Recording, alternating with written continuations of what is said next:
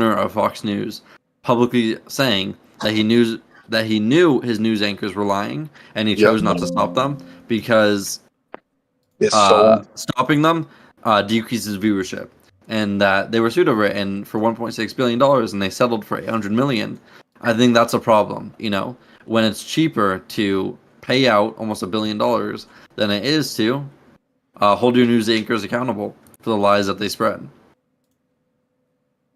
Yeah, I agree. Yeah, and a part of that is the FCC, which is supposed to be holding like these companies accountable. We have that person there still, what's her name, who is like focusing on some of these issues, but like even then is like no one's gonna go to prison over this. Like if it was up to me, like I would literally be imprisoning. Well, that sounds like very dictatorship, but like I believe there's like certain individuals that are directly behind the decline of the United States in public education and college level education. And you can say like the left always pushes like this woke propaganda like agenda, but I think the only people that are really pushing that are literally like Fox News, Sinclair Media, and like Turning Point USA recently, which is like blown up in the past like 2 months. Yep. Like I have yet to hear like one Democrat run like, and I always ask people is like, show me one Democrat running on a platform like advocating for trans people. They can't, or they'll like they'll show you one literally you clip. can. No, because I already know what clip they're gonna say is like they're gonna talk about the experience that Kamala like they showed the one of Kamala Harris talking on stage where she defended the right for someone in prison to get transgender reassignment surgery. And the case wasn't necessarily about like being transgender reassignment surgery. It was about getting medical care in prison, and it was ruled the Supreme Court in California ruled that gender reassignment surgery was considered necessary. If that makes sense. Whether we can argue if it's necessary or not, I don't really care because I think it's like a minute issue, and you have one case out of 350 million people. Or the fact that like trans athletes in the NCAA, like for the college at a college level, there's like less than 10 trans athletes. Like, dude, this is not a fucking issue, and yet it's blown up all the time by the right, saying that we support this. What I support is that if someone wants to do something with their body, regardless of whatever I don't give a shit. For sure, and come down to psychologists and the fucking doctors, like. I don't know how individual people think that they know more about this topic than the doctors and the psychologists that talk about it. I don't even care what the doctors. I don't even care what the doctors say. Realistically, like what I care is that I'm not infringing on someone else's freedom to do whatever the fuck they want with their body. True. Age that are causing severe back problems and go through gender or quote breast reduction surgery to take some of that to give them some relief. I wouldn't even or there's rare cases that wouldn't even be the way that I would argue that either. I just because we're all allies in here. I'll give the good argument against this. I'll never say this in front of a fucking anybody else in this server. The good argument is that if we're considering gender dysphoria a mental health crisis.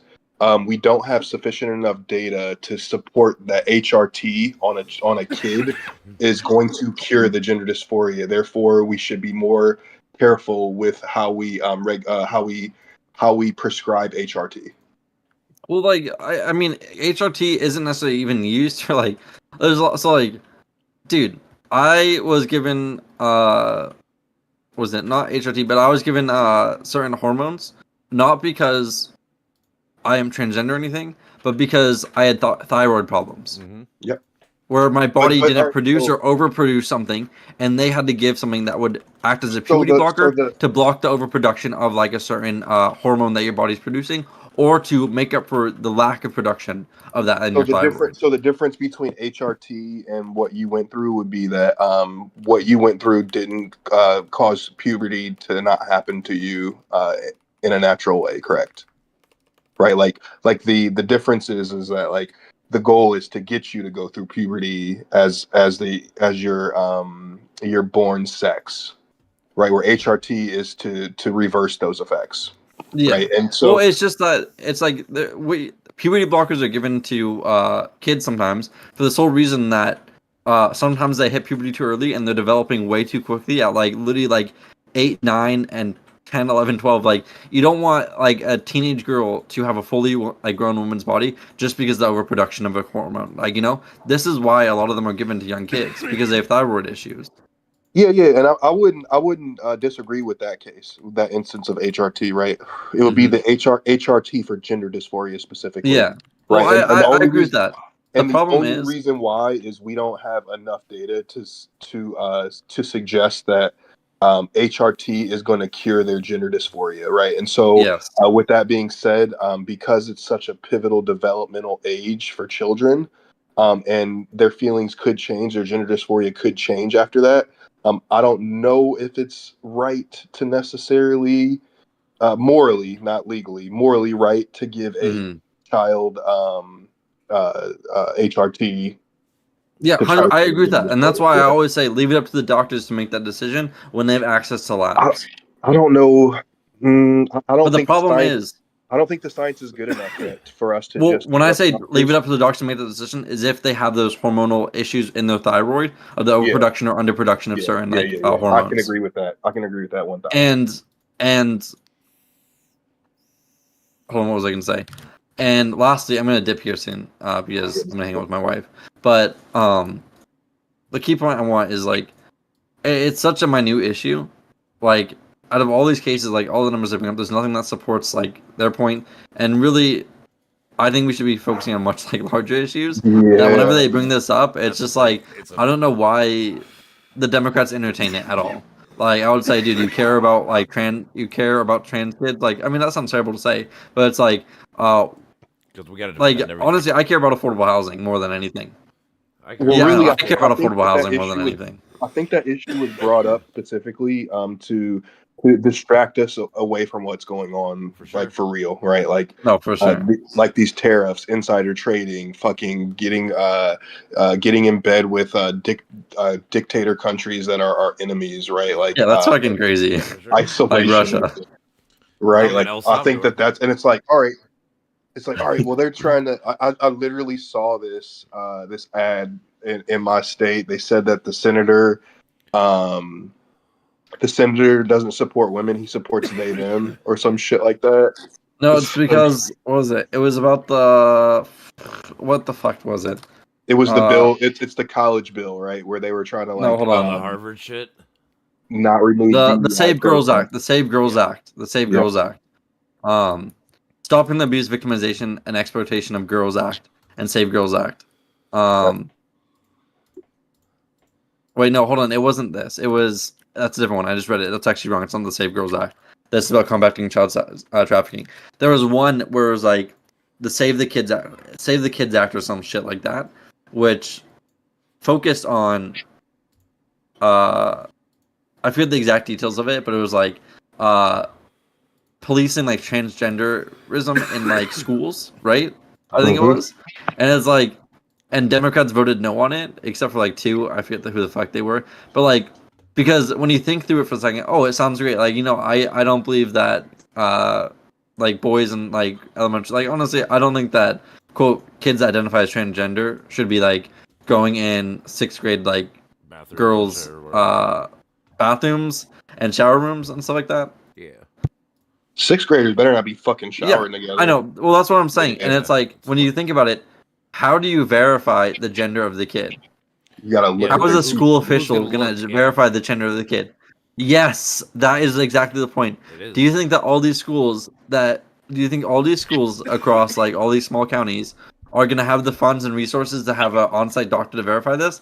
And also, do you want your kid going to an elementary school to be inspected by someone at school of their genitals? Absolutely not, dude. Like, I would not be sending my kid to school if they were going to check their genitals. Would you? I would. Fuck no. Exactly. Yep. So it's like, not only is it like, does the bill sound great or not, but like the logistical implementation of this bill is like, it sounds a little fucked up when you take it one step further. It's like, dude, you're sending your, I don't know, 11-year-old daughter to school and someone's going to inspect their genitals, man or woman. It doesn't say in the bill whatsoever. Yeah. Like, it just has I think it was like school official or something like that, which could mean anything. A school official literally could be a chaplain. That's a religious figure. Like, yeah, it could be anything. Like, no fucking shot. Nobody actually ever think. Anyways, that's just what I want to say. Everybody just goes fucking like one layer deep on their thoughts and think like one thing instead of actually like thinking it out the whole way. Yeah, it's like, yeah, like you're saying, like it sounds good, but like when you actually think about it for more than 1 second, you see there's problems with it. Like, I'm all for keeping kids that identify as female that are male from going into a female's like changing locker room or like bathroom in like 6th grade. Yep. But like, I'm not here for checking the genitals of these 11, 12, and 13-year-olds or 14 or 15 or even 16 or 17, dude. Like, I don't think it's the school's job to be policing that. It should not be. Hey, I gotta bounce out. Let's see you guys. All right. But it was good talk, guys. Hell yeah. You too. Oh yeah, that was a nice little conversation. Quick. Let's see if I get any Regulus.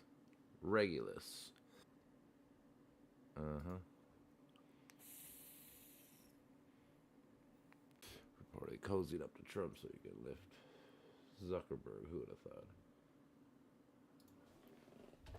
Who would have thought? And they won't let me.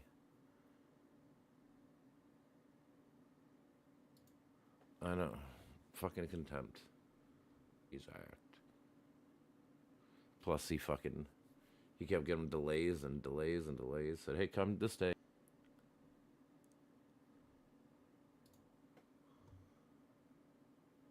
I do like Snow's smart as fuck. I need to hang out with him more. I need to hang out with that dude more. He's smart as shit. He reads a lot. Supposedly plans to cut a third of the federal health budget, eliminating frozen dozens of programs, vastly whittle down health agencies, according to the internal document. The preliminary memo sent from the White House Budget Office to the Department of Health and Human Services previews the administration's plan to slash discretionary federal health spending and rework health agencies to the image of Donald Trump and RFK Make America Healthy mandate. The document dated April 10th could still be finalized with changes. If enacted as it is, it could cut total federal health spending by tens of billions of dollars. Stupid.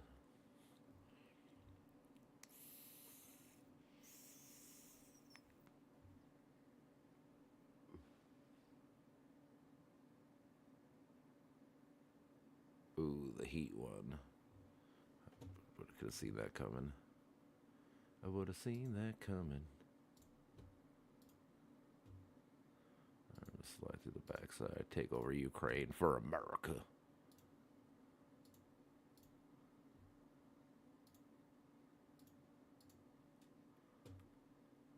For America. First meeting of CDC, vaccines, business as usual.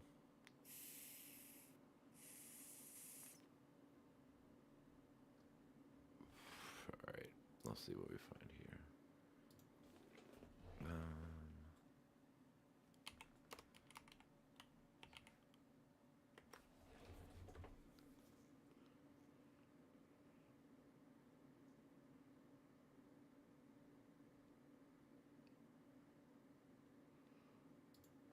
We listen to this debate.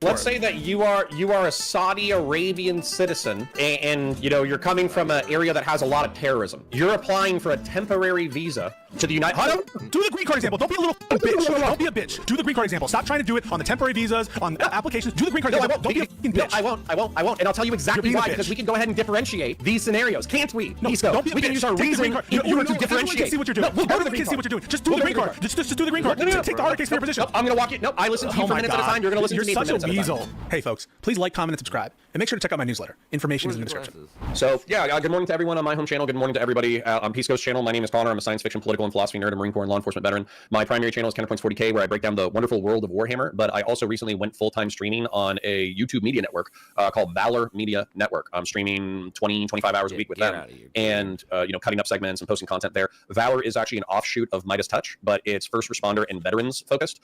So we're trying to build up the channel. Obviously, it's very small right now, but we're excited and we believe in the project. So hopefully in the next 6 months we'll explode, and then we'll all be making stupid amounts of money and creating fire content and entertaining the masses while also calling out all of the BS in our society that is ripping us apart right now. Appreciate that introduction, Connor. Before we get started, there's a very important question from Josiah from Pondering Politics. It says, how badly do you think His Imperial Majesty Sheev Palpatine would curb stop the God Emperor of Man? So he's asked me this multiple times, and my answer is never going to change. Sheev Palpatine would be a delicious morning snack for the God Emperor of mankind. He's not even that powerful in the Warhammer 40K universe. He's like an alpha level psyker, which is obviously powerful, but being able to run control all of the galaxies like interstellar space. See, I learned something. Sorry, what's that? What was the question? Doesn't he run all of interstellar travel? The God Emperor of Man. Yeah, he's literally he has a psychic beacon that shoots out into the galaxy, and that is what allows spaceships to travel. So, and that's just like him sitting there. Like he's not even doing anything. He's just sitting in a chair, and he's a giant, bright lighthouse through which the galaxy operates.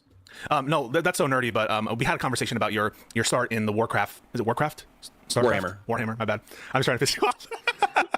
No, it's all good. I appreciate the questions. I appreciate everything. I appreciate your introduction, Connor. Sure. You and I, would you say we're friends? Yeah. Yeah. But like if you say you're my friend, then I'm your friend. I think I would. But you pissed me the f off. Same. Yeah. And I want to have this conversation with you because I do think that there are a lot of things that I am very happy with you about. I'm very happy that you're loyal to the country. Not a lot of conservatives these days who are prominent kind of, influencer conservative types, I feel are loyal to the country. And I feel ultimately you stood on business. You voted for someone who, in many instances, we fought about Kamala Harris. For example, her position on guns. And it took a lot from you policy-wise, I think, to pull the trigger and A, not vote for Donald Trump, and B, vote for Kamala Harris instead. Or sorry, I should say not vote for the Republican candidate and actually take the decision to vote for Kamala Harris as opposed to just sitting it out. And so I respect you a lot for that. But then there are these like little issues that will come up where I'm like, this guy's a fucking fascist. And I want to hash it out with him. But that's kind of and it has to do with immigration. But I see you in one breath being very based on immigration, then I see another breath being very cringe on immigration. And that's kind of what I want to talk to you about. I'll give you an opportunity to to meditate. No, I can articulate the difference, and if you'll indulge me. So I don't use I'm just gonna say it now because it is an element of emotional catharsis, but my emotional catharsis is coming from something terrible, right? That it sucks. So I feel like I knew that I was advocating for the lesser of two evils in the past election. I took a lot of flack from a lot of people, Rob Knorr, Admiral Gibbs, a whole bunch of other Republicans, lactoid, libertarians and centrist and moderate and authoritarian Republicans, except for Jeb Tan, believe it or not. That was the only person that didn't give me a bunch of flack for leaning Democrat this election. And, I really wish that I was wrong. I wish that Trump wasn't. I wish that I had been alarmist. I wish that I had been wrong about Trump being a massive anti-constitutional piece of shit who was going to use his wealth, power, and influence and nepotism in order to corrupt and degrade our country. And yet I was right. And so now I'm experiencing simultaneously like catharsis because I feel like I made the right choice. And I'm also experiencing a healthy chunk of like anger and sadness because he's worse than I thought he would be. So that's where I'm at these days. Can I give you like a fascist prelude because I think it's going to be important? Okay. So fascism. I've read Benito Mussolini. I've read Adolf Hitler. I've talked with who is it? Like Keith Woods, Cultured Thug, and Curtis Yarvin. I feel like I'm pretty familiar with fascism. Wait, you've talked to Curtis Yarvin? What's that? You've talked to Curtis Yarvin? Yeah. Like the Curtis Yarvin? Yeah. Okay. Yeah, and I feel like I have a pretty firm hold on it, and it's flexible authoritarianism and political corporatism. Political corporatism is treating the nation state like a body, and then flexible authoritarianism is effectively power for its own power's sake. I don't believe in power for its own sake. So that's where you and I are butting heads, is you're like, oh, you have these like random fascist impulses, and I feel like I have random nationalist impulses. But you need to understand. I mean, not all nationalists are authoritarian, I guess, but all authoritarians are, I guess.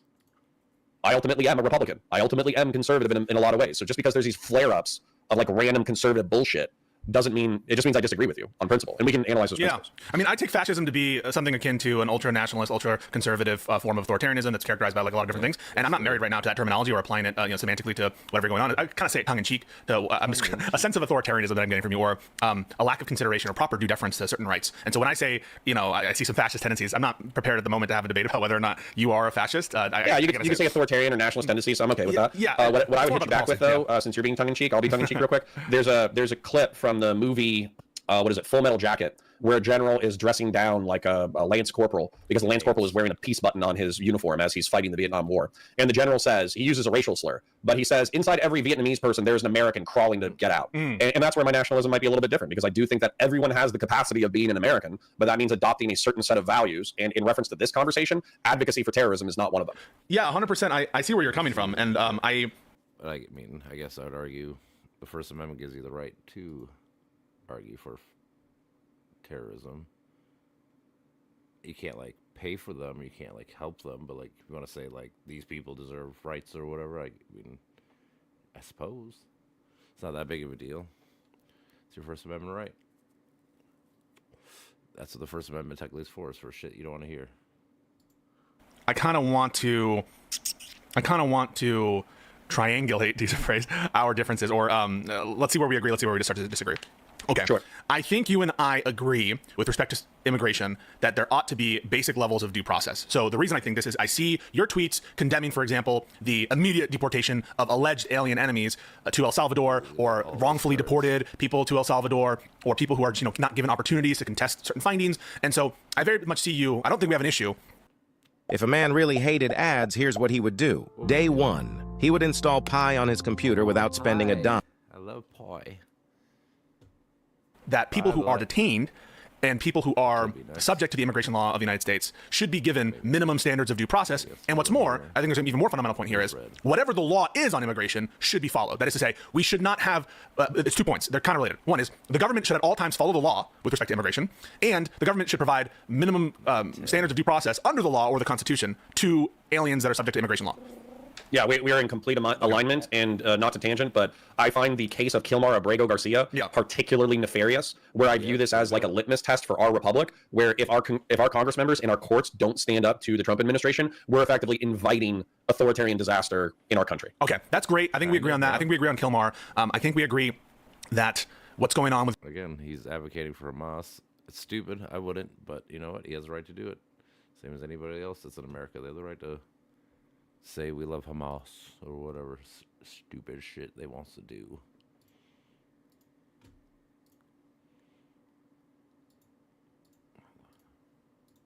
With I don't know if you saw the Bukele whatever interaction. I had a modicum of respect for Bukele prior to this, probably because I was buying into the authoritarian nationalist propaganda. Yeah. But after this, that mirage is shattered. If you'll indulge me a moment. The guy was like, we can't send them back. That'd be smuggling them in, even though it came from the motherfucking Supreme Court. So it wouldn't be smuggling. The Supreme Court gave you the right to do it. So I don't know what the fuck you're talking about, but stupid.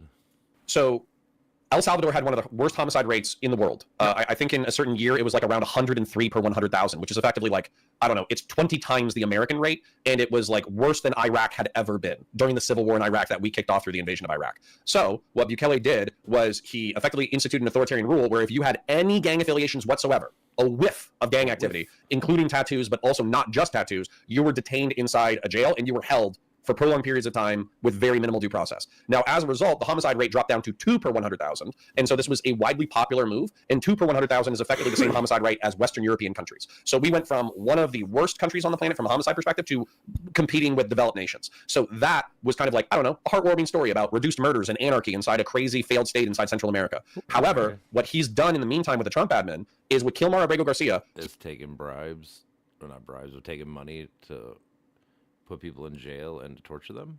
Yeah, fucking horrible human being.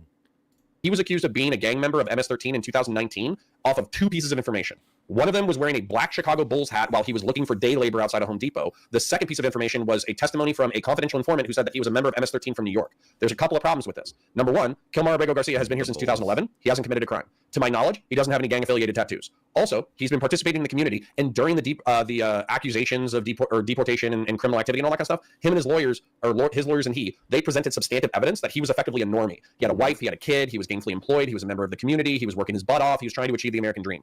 And so what we have Bukele do, I'm sorry it took me a while to get here, but what Bukele did when he was asked about Kilmar in particular is he said, why would I deport a terrorist back to the United States? And so he's effectively giving the Trump admin carte blanche to send him anyone, and regardless of their innocence or guilt, he will hold on to them as long as he doesn't receive sufficient domestic pressure to release that person.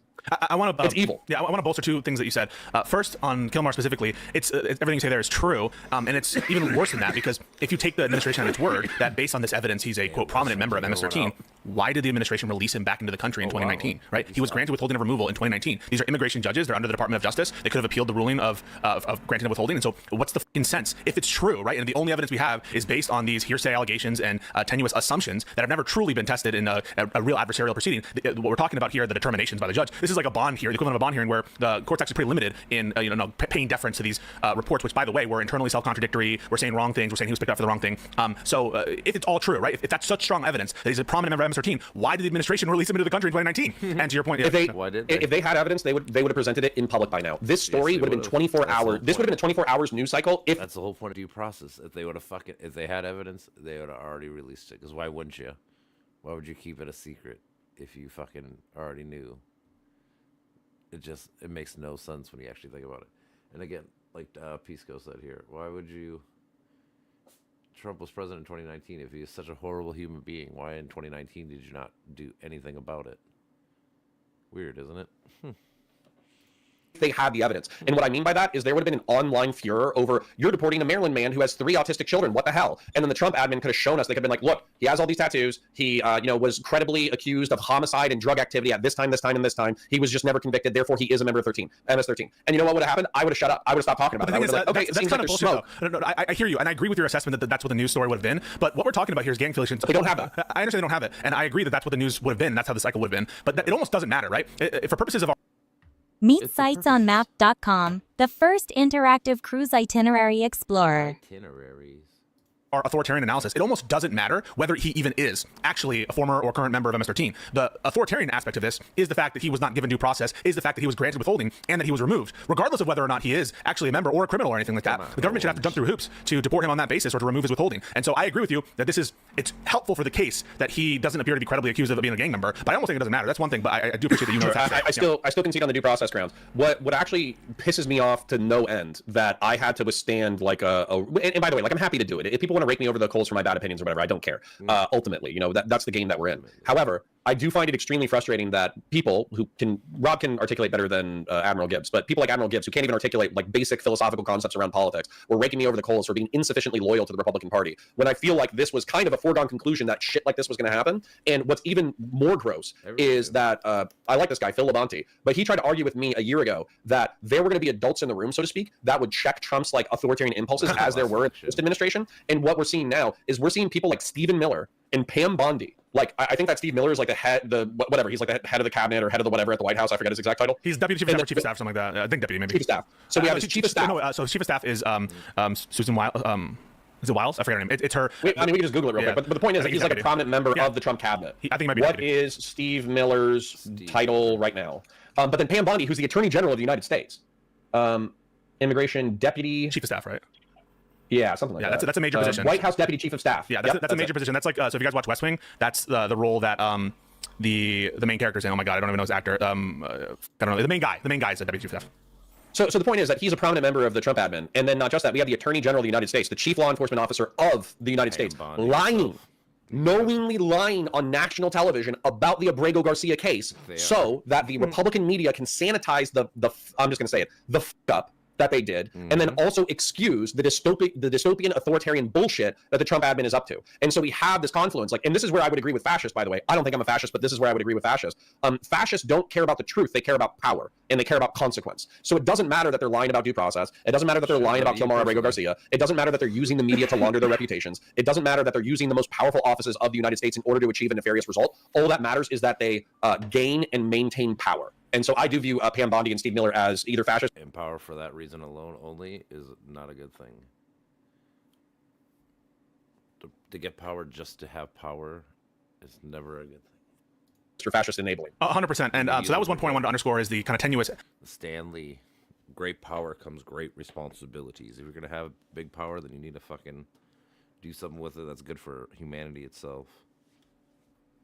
allegations of his gang affiliation here, which I think don't resolve the issue, but they're important to look at as window dressing for examining the media's response, and also, as you mentioned, to see the lies that the administration is perpetuating in this case in other immigration situations. So that's number one. The other point I wanted to bolster from your perspective is the gang problem in El Salvador. I've had clients from El Salvador. In fact, I have one specific client who they were trying to groom, they were trying to recruit, and whose story is harrowing with respect to the gang situation in El Salvador. I'll leave it there other than to say, for me, it hits close to home, not because I'm from El Salvador, but I have spoken with people who have dealt with the gang violence in El Salvador and what it used to be, and it was absolutely unlivable in El Salvador. I want to tell you one more effed up thing before we perhaps get into where we disagree. So think about this.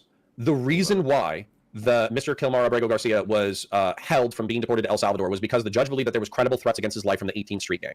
Okay? And one of the arguments that I heard from the Trump admin that was so laughably evil that I couldn't even believe it was they were saying, well, El Salvador solved the gang problem, so there actually should be no issues with him returning to El Salvador. But they didn't return Mr. Abrego Garcia to the streets of El Salvador to live a normal life, where the homicide rate is 2 per 100,000. They returned him to the place in which they incarcerated all the other gang members. So they put him into the most dangerous situation possible for his situation. And so that's like just another like even assuming he's a gang icing on the member, cake. right? Even assuming he's a gang member, and even his withholding was based on threats of violence anyway. And so I guess even if he's not a gang member, he was put in the most dangerous place.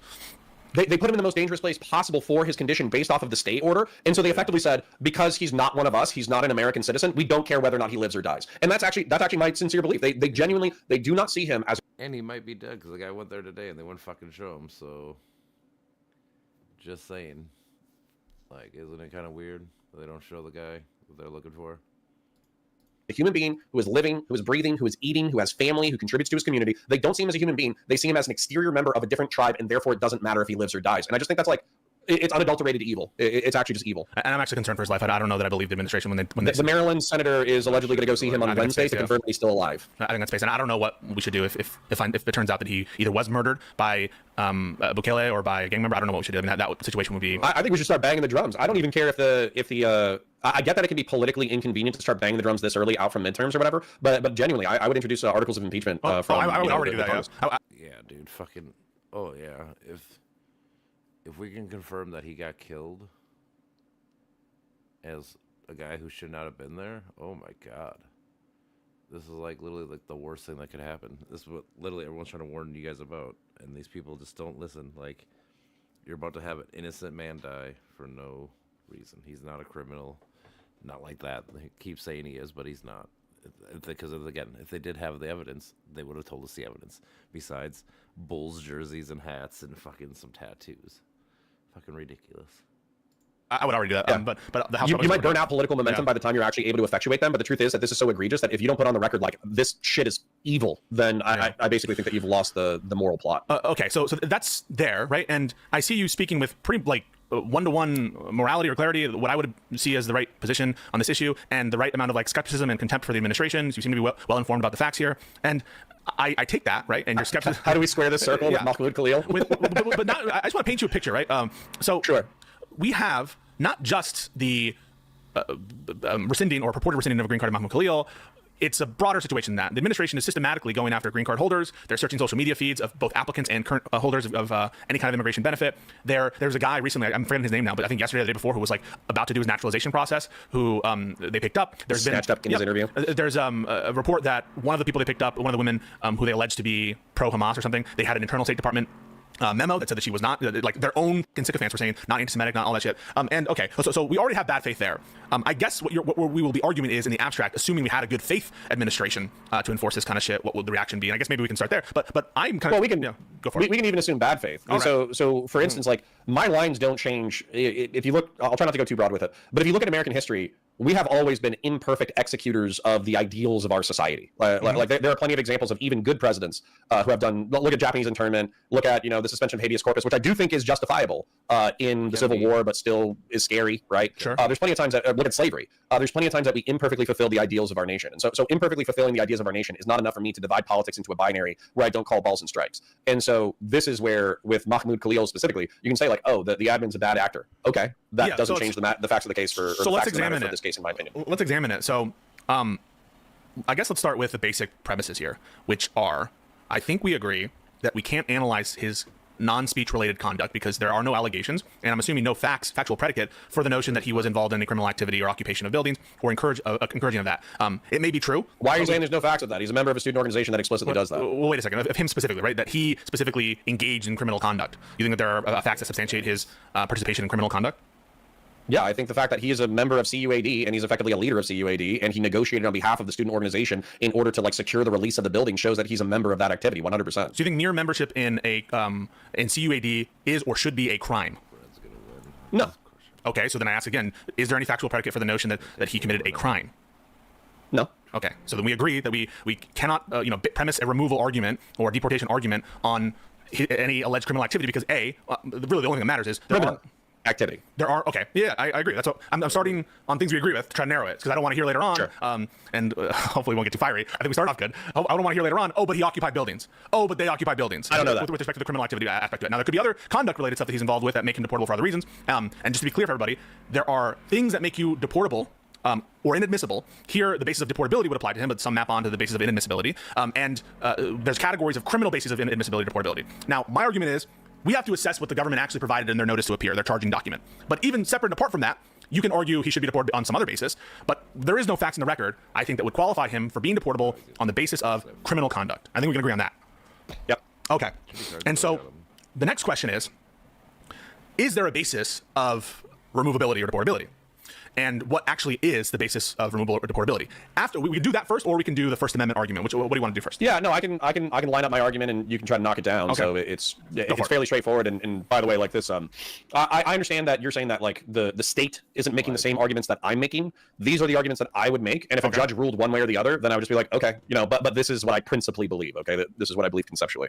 So Mahmoud Khalil was a member of a student organization named CUAD. Some people they talk about different levels of leadership and participation or whatever, but it's pretty much admitted that he negotiated on behalf of CUAD's behalf in order to work with the administration of Columbia University to like secure the release of buildings after they had been occupied. And I don't care about peaceful protests, whatever. There's a bunch of hippies in universities that protest all the time. That's not my problem. My problem is that with CUAD in particular, I'm actually going to pull it up on my screen. They were active as recently as like March 7th. So this is a active Substack that is a part of the organization. And in October 17, 2024, they commemorated the October 7th, 2023 terrorist attacks. And they celebrate the martyrs. So they're talking about the people, not just civilians. They're also talking about members of the Al-Qassam Brigades, which is the militant wing of Hamas who got killed by IDF. They talk about how they convinced former students or not former students, they convinced students who were at first repulsed by the viciousness of the Hamas attacks that actually, in the operations to secure a free Palestine, it's actually not that big of a deal. They talk about student occupations of buildings in Brazil, in which they're analyzing the tactics of those student organizations in order to enhance their own organization's capacity to occupy buildings. And then they also talk about resistance to the Israeli occupation forces, in which they glorify the Al-Qassam brigades by name. So they're effectively sweeping for the October 7, 2023 terrorist attacks, and they're glorifying and minimizing the crimes of a designated terrorist organization. Okay, so the first assumption that I want to press you on is... Are you still with me? Did I lose you? You can hear me? Testing 1, 2, 3? Yeah, I lost you for a second, No but I came back. Okay, the first assumption that I want to press on there is the notion that the statement of an organization should be applied to each one of its... Did you hear all of it? Yes, I heard everything you said. Mm-hmm. We heard you loud and clear, brother. Now we got no commercials. Air France. Okay. Yeah. First is that, do you believe that the statement of an organization... Now, I don't believe he's alleged to be a member of this organization. No. Right? I mean, he is. Well, he's not a formal member, right? I have no idea how the organization... I have no idea the formal organization of the CUAD. Do you know whether he's a formal member or not? If you're willing to negotiate on behalf of the organization for a student sit-in, I would say that you're probably a member. Whoa, that's not true. That's not... You can be an advocate for something and not be a fucking member for, like... I don't know. Like, I could be an advocate for fucking Catholic beliefs or Catholic rights, but I don't have to be a Catholic or like a part of the organization, right? Like you can advocate for a group of people or whatever and not necessarily have to be a part of said group of people. It's not that hard to figure out, bro. That's an assumption, isn't it? He could not be a member, right? He could be negotiating because he... Okay, so hold on. So let's just run it as a hypothetical. You're saying that if University of Central Florida is up the block, okay? Okay. let's say that I have the Students for Israel organization, and we're like, genocide is awesome. It's the coolest thing ever, and we want America to support Israel and its genocide of Palestinians even harder. Yep. And then I go, and not only am I like hanging out with all the people who are a member of the organization, but then I negotiate on their behalf the release of buildings by the pro-Israeli genocidal people. You're saying like, oh well. No, I'm just asking the question: is it actually confirmed? Can you confirm that he is a formal member of this organization? I can't personally. Okay, so is it fair in your mind? We'll get to the First Amendment argument that he should be held responsible for statements he hasn't made from an organization he is not a member of, merely because he facilitated and was part of the negotiation. He should be held to I don't account. agree. Yeah, I'm going to substantiate what I said. So what you're asking me is something that I don't think I can prove. So CUAD, to my knowledge, doesn't have like little placards that they print out with like name badges that they hand out to all the students that are a part of and verify their identification.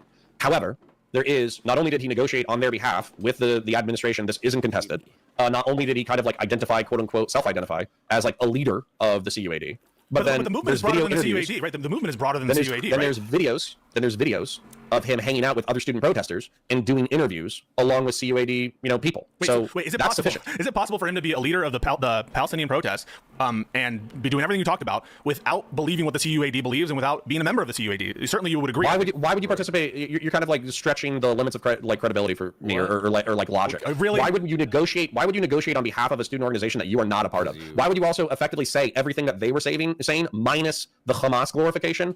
Because you sympathize for them and you're like ideologically you're a part of them, but you don't have to be a part of that. Like you could be sympathetic to the KKK or fucking Black Panthers or BLM. Like you could be empathetic to either one, but you don't have to be part of the group. You can support them and agree with the cause, right? Like it's not that hard to figure out, bro.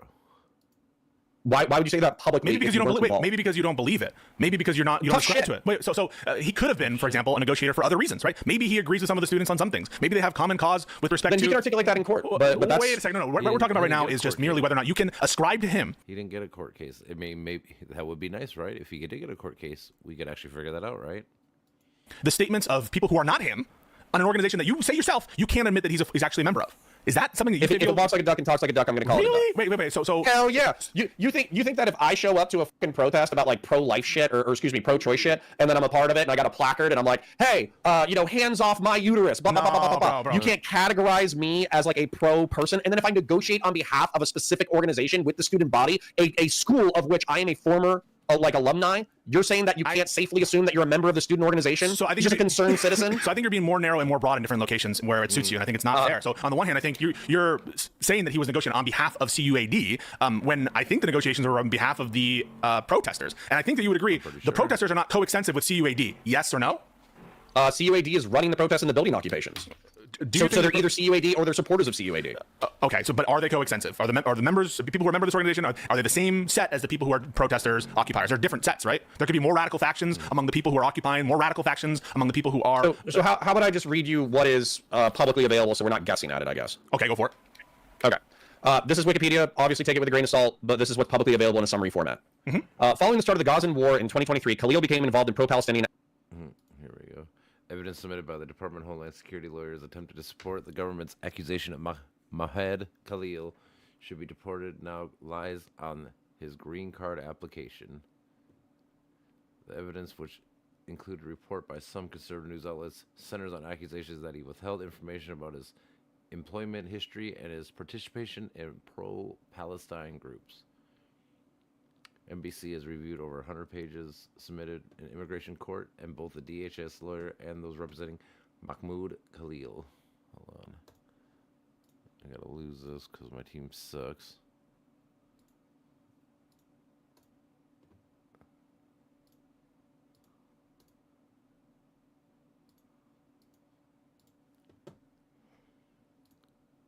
Back down here. Okay. On Friday, James Comans, an immigration judge based in Louisiana, where Khalil is being held, agreed with the government's stance that Khalil is deportable under the section of the Immigration and Nationality Act that says a person can be deemed deportable if the Secretary of State has a reasonable ground to believe that the alien's presence or activity in the United States would have potentially serious adverse foreign policy consequences to the United States.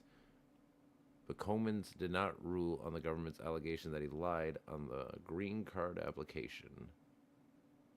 According to a notice of appeal submitted by the federal court, DHS claims Khalil failed to disclose that you are a member of the Columbian University Apartheid Diverse, the CUD. The CUAD. CUAD is prominently involved in protests against the war of Gaza and Columbia University. To support these allegations, the government lawyers submitted articles that were published in 2024, which featured Khalil as a lead negotiator between student protesters who had set up encampments on campus in university administration offices. So yeah, he was the face, whatever you want to call it, leader. Well, not the leader, but like the negotiator.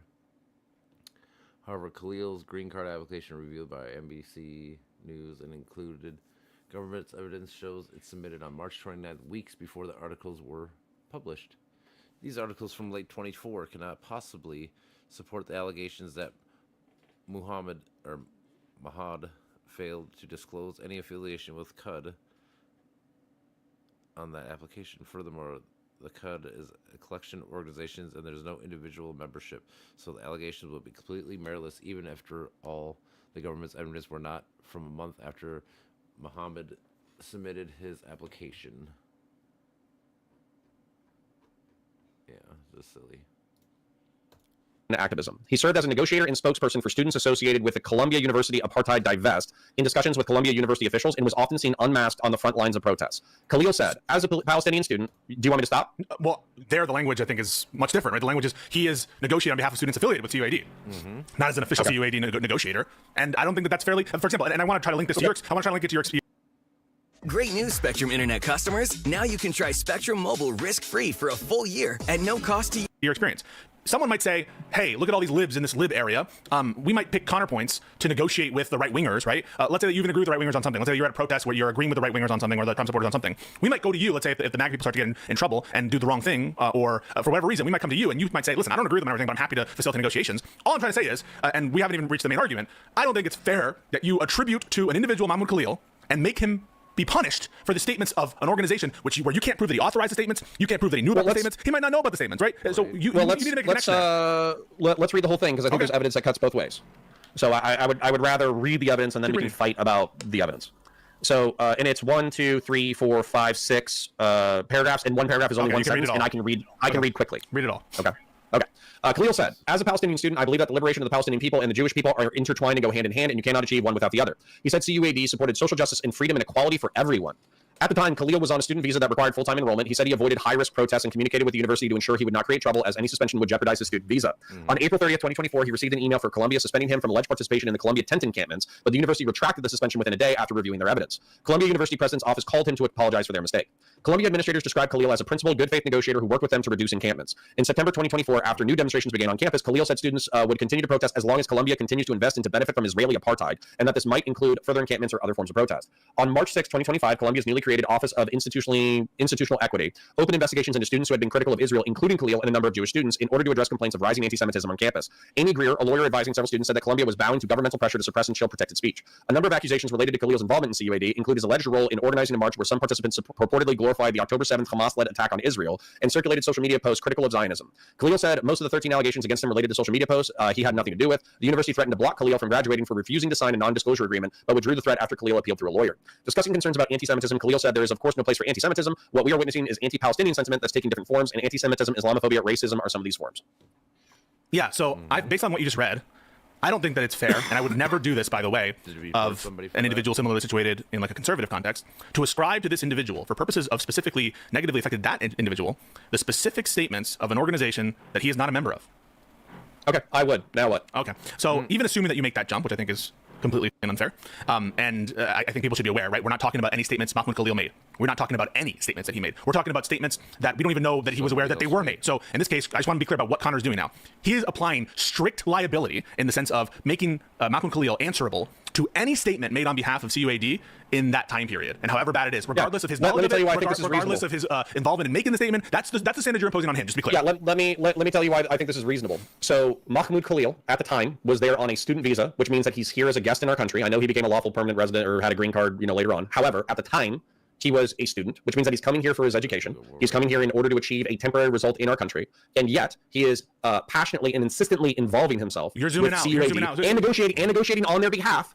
On behalf you're of zooming out. occupations of buildings. That's 100% more than enough to create association. The only thing that I'm talking about right now is whether or not you can attribute to him those statements. Now, you could say he's deportable because of his association with those individuals, and then I think it's an even harder case. But yeah, let's go ahead and test this. Let's say that there's Russia is being taken over by Nazis, and then there's pro-Nazi protests where they're occupying buildings on the state, on the student grounds. And I'm a visitor from Russia. Make it Germany. I don't give a shit. But make it some country that has a Nazi problem, right? And then I hang out with the Nazis. I talk on behalf of the Nazis. I organize Nazi protests, and then I talk to the student admin and I say, hey, I'm not a Nazi, but I'm trying to stay on the right side of the law, but I am going to hang out with them. I am going to protest them. I am going to organize marches on their behalf, and I'm going to negotiate with you in order to reduce the damage done by the Nazi protesters. Are you saying that it's unfair to characterize me as either a Nazi or a Nazi sympathizer? That's not what I said. That's not what I said. Well, that's what I'm saying. So I want to be clear. I just am saying, can you attribute those statements to him without specific knowledge that he was aware of them, knowing of them, supporting of them, or any evidence? No, I don't have that evidence, and I already feel like I have sufficient evidence for it. So what you're talking about is, generally his affiliations and sympathies with these kinds of individuals. And so I just want to be clear about what we're doing here, right? Sure. Lactoid brings up. Let's do January 6th. Let's say I'm a negotiator on behalf of January 6th protesters who are occupying Congress. Are you saying that I could just be a good Samaritan standby person who's just negotiating on behalf of the January 6ers? So to be 100% clear, it absolutely applies in the Jan 6 situation. If there were some kind of negotiation, and if there's no evidence that person was involved in criminal activity, you said, by the way, that you don't have any evidence that he was involved in criminal activity, and that yeah, I mean, like the people that fucking just walked through, did nothing, or were at the Capitol but didn't hit no cops and shit like that. Yeah, they don't deserve to be fucked with as much as the cop beaters and the people that did dumb shit, right? merely had sympathies with the people in Jan 6. So just to be clear, in this instance, there are a lot of people in this country who have sympathies with Jan 6 who are not involved in criminal activity. And there are a lot of people who showed up that day who did not do anything criminal and who are protected by the First Amendment. And I would, just as I'm doing right now, even though they may support the criminal activity that's going on there, I would be absolutely defending their rights. And if someone said, hey... Yep, that's basically what I just said.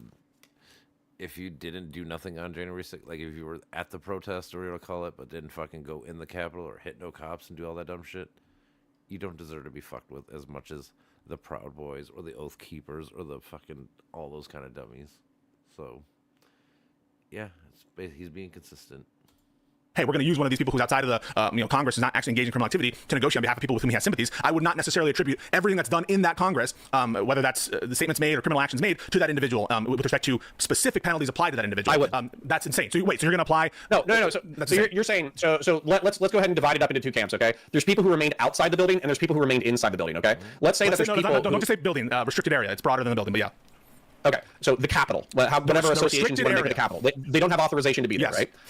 So we have people who trespass, vandalize property, assault law enforcement officers, they riot, they do all that kind of crap, and on top of that, they were trying to hunt down members of Congress in order to presumably take them into some level of custody where they could render the people's justice onto these people. Yeah, I don't have and then we have somebody who stands outside. I'm not done. Yep. I have somebody who stands outside of Congress, and he's like, listen, I'm not about that, hanging Mike Pence shit, but I'm pretty much down with everything else. So I'm going to negotiate on the people inside of the building. I'm going to negotiate on their behalf with law enforcement in order to secure the de-escalation. You're saying that that is insufficient ground, and on top of that, the people who are.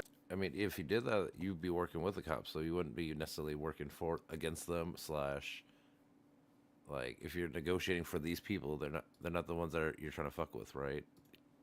So inside the building, know that person well enough to appoint them as the negotiator. Insufficient grounds for what is the question? Insufficient grounds for what?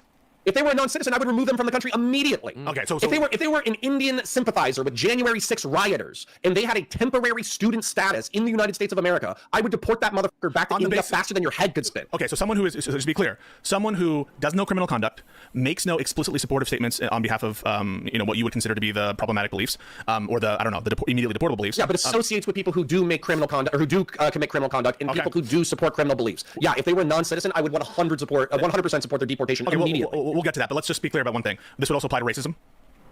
Sure, if they're non-citizens. So just to be clear, if someone supports there are different racism, classes of people who have different levels of protection. So let's paint a picture right now. The administration is going through social media. They're trying to get people. So if the administration did roughly the same thing with racists, people who they consider to be racist.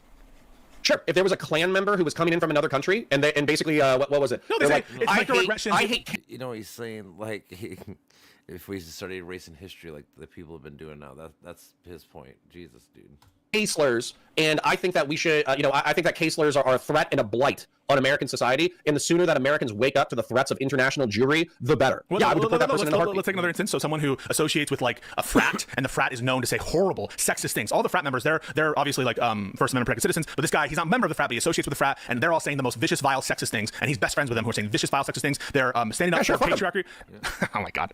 He's not a member of the society. Yeah. The whole point of coming. No, that's like I have people that are crazy out of my friend groups. They say outlandish shit just because I listen to them say it, and I do give them pushback, but it doesn't mean that I support everything they say or do, right? Like, that's the whole point. That's his whole point. People you associate with could do fucking stupid ass things. It doesn't equate to you as an individual person. Coming to the United States of America is to be a healthy, happy member of society. If you're going to be an antisocial, economic, or social blight on our country, you don't have a right to our country. Trump supporters. If you're a Trump supporter. If you're a foreign Trump supporter who supports anti-governmental action, then yeah, you should be deported. Just anti-government belief. You don't have an explicit statement from, let's say, I don't support the criminal activity. I just, I'm in favor of... It gets into a little bit of a function of the, what's like a reasonable belief. What's worse, but if you start testing the limits of reasonable beliefs, then yeah, I'm going to support it. What's worse, sexism or Trump? Let's say he's a QAnoner. Then yeah, 100%. What's worse, supporting Trump or being a sexist? I would say supporting Trump. Okay, so if you're going to deport people who associate with vicious sexists, why wouldn't you deport people who associate with big Trumpers? Mm-hmm. If they're... Okay, hold on. We need to delineate the line here. Okay, there is operating within the framework of our liberal representative democratic society. Okay, so let's say that there is a person who says, "I support Republicans over Democrats. I want to make America." Hourly Amazon employees earn an average of over $22 per hour in communities across America. America great again. I think that Donald Trump is fighting for the future of America, like everything like Elon Musk says, right? Let's say that they're saying that. If they're advocating, relatively speaking, to participate in the democratic system that we have as it currently exists, then I don't think that person should be subject to deportation. However, if they say, all hail God Emperor Trump, the Constitution, yeah, but you don't have any statements from Mahmoud Khalil. Deport him. But you don't have any statements from Mahmoud Khalil. All you have are his associations with a group that you find distasteful, and that you find that... distasteful is putting it very mildly, by the way. But let's be 100% clear. So, because you can associate with shitty people doesn't mean that you are, in fact, the shitty person. I just don't know why, especially if you're going to generalize like that, because again, who's going to stop someone else from saying the same thing about you or anybody else? Like, oh, you hung out with this person, they're a fucking criminal, therefore you must be a criminal, or whatever. You're not pointing to specific statements of Mahmoud Khalil. You just said that his mere... Yeah, he's just hanging out with the equivalent of QAnon. Okay, so if you have an immigrant... They're a fucking criminal, therefore you must be a criminal, or whatever. You're not pointing to specific statements of Mahmoud Khalil. You just said that his mere... Yeah, he's just hanging out with the equivalent of QAnon. Okay, so if you have an immigrant who's hanging out with the most vile MAGA people, who are just very pro-MAGA and racist, you would deport the person on the basis of his support for Trump and him hanging out with bad MAGA people. You would deport him. Yeah, if they were calling Amy Coney Barrett... No, hold on. I'm going to articulaate this. Not the individual. If a non-citizen... So not the individual... If a non-citizen... I'm going to articulate it. Yeah. So if a non-citizen was posting on social media, Amy Coney... We're not pointing to specific statements made by the non-citizen. We're pointing... That's still protected speech. That would still be protected speech. I think it would be analogous to what Mahmoud Khalil did state. We have it, just be clear. This is not my main argument. My main argument is going to be legal and grounded in the First Amendment, and we haven't even touched it yet. All we're talking about here is your like morals and pliers here, and how willing I think you are to bend them, and how I think this rule is just you're making a rod for your own back. What principle am I bending? Well, I think that there's... Well, I don't know if it's a principle you're bending, but I think your intuition is that you shouldn't deport people because they support Trump. Supporting Trump is insufficient for deportation. It's how they support Trump. Okay. How would someone go about supporting Trump in a way that you think is grounds for deportation? We already talked about that. So in a neutral, let's say January 6th without giving an example, can you give some kind of neutral criteria that I don't have to give? Yeah, I would say aiding a nefarious anti-governmental organization. Okay. All right. Listen. Aiding anti-government. Depends, I suppose, what you mean by aiding it. Like, again, if you're just talking about it, like if you're like an advocate for it, like you agree with it, and you're just trying to talk about it and do stuff like that, maybe. But like, now if I'm giving like weapons or money or stuff like that, then I guess I could maybe get down with that. I think that is far too broad in terms of my morals. But let's get to the actual law here, and I think this is we're exploding the bases of deportation under this. But I think that you agree that it is, if it's against the First Amendment to take a certain action, it should not be done. There. Sorry, say that again so I can understand what you're getting at. If it violates the Constitution to take a certain government action, that government action should not be taken. Yes, we should follow the Constitution as much as possible. Okay. And I'm going to take a bite of my breakfast. Yeah, go for it. Do you believe that non-citizens have First Amendment rights? Yep. I think they have limited First Amendment rights. They have at least some First Amendment rights. Is that fair? They have some. Okay. Okay. Do you think that the First Amendment can ever be applicable in deportation proceedings? Yes. So, for example, you were deported on the basis, let's say that you said, I really like Sammy Sosa, or I really like the show Hamilton, and you expressed a belief like that, and someone deported you on the basis of that, or purported or tried to deport you on the basis of your expressed avowed belief that Hamilton's a good play, you would think that is, but let's assume that there's a law that lets them deport you for any reason, right? There's a law that says you may deport them for any reason. Notwithstanding the law says that generally, if you tried to use that law to deport someone on the basis of their avowed support for Hamilton, a non-citizen, you think that would be a violation of the First Amendment? It would be anti-constitutional and should be struck down. Okay. So, right, what we've narrowed, I want to say this to the audience, I think that you're following along fine, Connor. We've already recognized that deportation is not something that is outside of the category of the First Amendment, right? Because in this example, Connor has accepted this kind of like very milquetoast opinion. If it were uttered and there were a deportation on that basis, it would raise a First Amendment issue there. In other words, the exercise of immigration authority, the mere fact that it's being exercised does not make it a non-First Amendment issue, that there can be First Amendment issues with respect to deportation. And there's a second part to that, which is even if the law says that an immigration officer or court or the government can deport you for any reason, right? The law, the statute says that. When I say law in this context, I mean the statute. Even if the statute says we can deport you for any reason or for no reason, if that's what the law states, if the reason is because of protected speech, in this case, the support for the play, notwithstanding the fact that the law says I can deport you for any reason I want, it would nonetheless be unconstitutional to deport them. Fair? I'm going to try to split just because I'm not sure if I'm tracking wholly. Yeah. There are classes of... Why is everybody putting up with ads like it's 2010? Like, it's 2025, guys. Just use Pi. This Chrome extension takes 5 seconds to set of people, and their rights are reasonably limited, and we accept this for every constitutional amendment. And so there are reasonable limits to the speech that's allowed by aliens. But I just want to get the principle out, which is, at least for some non-citizens, at least for some deportation matters, when there is a deportation, however broad the grant of authority to deport... You can't use the I can deport you for any reason card as the reason for why you're doing it if it's anti-constitutional. Actually, right. So you need to articulate the reasonable limit for why you're participating in the deportation. The reason I say this is because often in the Twitter replies, I see you citing the INA. Citing the INA as a basis of deportation, when I can grant to you that the INA says that the Secretary of State can make a determination as to whether or not someone is going to be, a significant threat to foreign policy, which is one of the basis of his deportation, which is absolutely ridiculous, the statutory basis. But I can grant you that the INA gives vast deference to the government, and even they can make some kind of facial plausible claim and state out there, and even grant, by the way, that Mahmoud Khalil has some of these pernicious beliefs or has said some bad statements. Notwithstanding that, even if the INA says that, you can't just cite the INA and be done with it. You need to do the First Amendment analysis, because having a very broad INA is not sufficient to... First Amendment supersedes any other law. That's always the key. To see if it's legal or illegal, because you have to do the First Amendment analysis. And so, great. Okay, what do you think about my specific substatute? Yeah. So you've cited 237, his involvement or support of a terrorist group, right? Let's look at the actual deportation statute. 8 USC 8 USC 1227 and 8 USC 1182.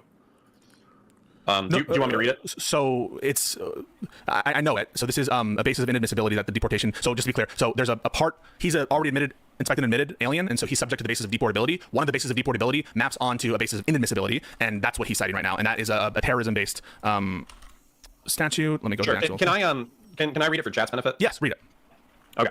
So this is 8 USC 1227 deportable aliens. And subsection 4 is security and related grounds. So this is any alien who is engaged, or at any time after admission engages in any activity to violate any law of the United States, any other criminal activity which endangers public safety, or any activity, a purpose of which is in opposition to or the control or overthrow of the government of the United States by force, violence, or other unlawful means, is deportable. And then they go on to subsection B, which involves terrorist activities. Any alien who is described in subparagraph B or F, section 1182A3. And then let me go down to 1182A3, okay? Yep. So 1182, and then A3, has in it terrorist activities. And there's like 10 subsections, but I think the one that I would focus on is 7, which says endorses or espouses terrorist activity or persuades others to endorse or espouse terrorist activity or support a terrorist organization. Now, where you're going to disconnect, I'm going to predict something. You're going to disconnect Mahmoud from CUAD. What I'm going to say is CUAD, regardless of whether or not they're aliens or citizens, they violated subsection 7, obviously. So just give me a second. I'm showing the audience and covering your face. Endorses or espouses terrorist activity or persuades others to endorse or espouse terrorist activity or support a terrorist organization. That's fine. So what you said is, on the basis of him being an alien who you agree he has not engaged in terrorist activity, fair? You can't prove that. I'd have to see the way the subsections break down. Well, But basically, terrorist activity is defined as someone who's involved in activities that include the hijacking or sabotage of any conveyance, the seizing or detaining or threatening to kill, injure, or continue to detain any individual in order to compel a third person to do or abstain from doing any act as an explicit or implicit condition for the release of the individual, a violent attack upon an internationally respected person as defined in another subsection, or upon the liberty of such a person, an assassination, the use of a biological agent, chemical agent, or nuclear weapon or device, or explosive firearm or other weapons or dangerous device with intent to endanger directly or indirectly the safety of one or he has individual, not. a threat or attempt to Mahmoud Khalil himself has not engaged in terrorist Okay, activity. great. You agree that there's no evidence here to support the notion that that there are reasonable grounds to believe that he's likely to engage in terrorist activity? Fair? That he himself is likely is a weird term. I don't think he doesn't have any more of a threat of committing a terrorist attack than any other person who vaguely supports Palestine. Okay, great. So it's insufficient for under 2. 3, has under circumstances indicated an intention to cause death or serious bodily injury inside a terrorist activity. You agree that he doesn't meet that, right? Not doing that, no. He hasn't indicated an intention to cause death or serious bodily injury, right? Correct. All right. So we're not under sub 3. Sub 4 is a representative of a terrorist organization or a political, social, or other group that endorses or espouses terrorist activity. Here you would say CUAD, right? Probably, yeah. Is a representative as defined in Clause 5. Representative includes any officer, official, or spokesman of any organization and any person who directs, counsels, commands, or induces an organization or its members to engage in terrorist activities. So is he an officer of CUAD? It can be argued. Wait, you said before that you don't have any evidence that he is an official member of CUAD. Yeah, it'd be based off of inference. Well, so do you have sufficient evidence to deport him that he is an officer of CUAD? I don't know what the threshold for deportation is. Well, do you think it's more? Do you have enough evidence to establish more likely the crime to be a member of CUAD? You just said that arguably that if you're established as an officer of an organization, then you would be subject to deportation under these laws. And then you're saying we should investigate whether or not he was actually an officer. No, because even so, I just want to be clear. This is the statutory argument. I think that all of this is obviated by the First Amendment. So I'm just playing the statutory argument first. But I will get the First Amendment argument. And so no, unless there's reason to believe that he committed a crime or. What about from a legalistic basis? Do you think that let's just say throw your morals out the window for a moment. As an agent of the state, you know that if you establish that he's an officer of this organization, then you might have grounds for deportation. Well, just from a no. Sorry, go ahead. So the First Amendment is the supreme law of the land. True, and he just went through this, and only thing you have is spokesman, maybe, but he's not an official spokesman. Like he's not an official. He just negotiated for them, probably because he's the middleman. Because I don't know. I suppose because he knows English in both, probably well. And I believe that even if it were shown that he were a member of CUAD, his deportation on the basis of this statute and this provision would be unconstitutional on the First Amendment. I'm just going through the statutory argument first because I have obviously the First Amendment will trump all this, but I'm just telling you that I want to go through your basis of deportation. Then we can go. I have no problems walking through it for the sake of thoroughness, and then also just because then we don't have to have Twitter spats about things that we didn't discuss. However, I think that where we're going to get to the kind of like the final contention, the fireworks of our conversation, is going to be on like the reasonableness limits to the Constitution. Yeah, so, I'm happy to continue. This will probably ground out in the First Amendment. I probably agree with that, but you don't have right. Just because someone negotiates is an intermediary between one group and another group doesn't mean that you're a member of either group, right? Is it reasonable to think if I was a member of the Department of State and I wished to deport Mahmoud Khalil under the substatute, I would investigate further whether or not he was an actual identifiable officer. Whether you would investigate further or not, we don't know that we don't have enough evidence to say that he's an officer just because he negotiated. That is correct. You know, any more than he is. Okay. I would investigate. I would investigate further so I could substantiate that in court. Okay. So we don't have any evidence. I think by the same token that he's an official of that organization. We don't have evidence of that, or that he's an official, a spokesman of the organization, right? Does he hold himself out as being a spokesman of CUAD? Not that I know of. We could reread the paragraph that we read earlier if you want. What do you mean? What paragraph? The one where he's it was in the opening. Hanging out with members. Deportation of Mahmoud Khalil. The one where he's hanging out with members. Yeah, but they also there was some weird phrasing. There was some weird phrasing where they like appointed him. It might have just been the negotiations. Following and was often seen unmasked in front. Was often seen unmasked on the front line of protests. Right? Does that make him an officer, official, or spokesman? No, but if you're saying he said CUAD supported social justice and freedom and equality for everyone, why are you I could say on the front line of the protest, arm in arm with CUAD representatives, and you're talking about the principles of the organization, but you're not a spokesperson? Organizations can have allies, and a spokesperson is a specific thing. A spokesperson is someone who speaks on behalf of an organization, so that when he speaks, he's speaking with the voice of an organization. It's a role, right? It's one. I speak for all Lebanese people. That's what a spokesman is, not a fucking. I speak for this one tiny group of this organization. Where you are a member of that organization and you're speaking on its behalf. So in order for us to establish that he was a spokesman for the organization or an officer. What up? Dude, I got a question for you. I could have answers.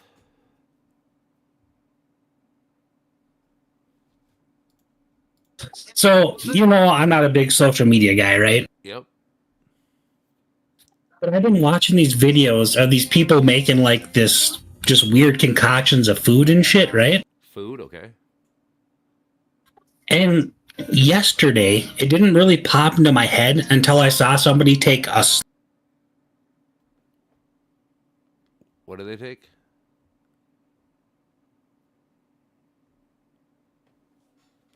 You're cutting out on me.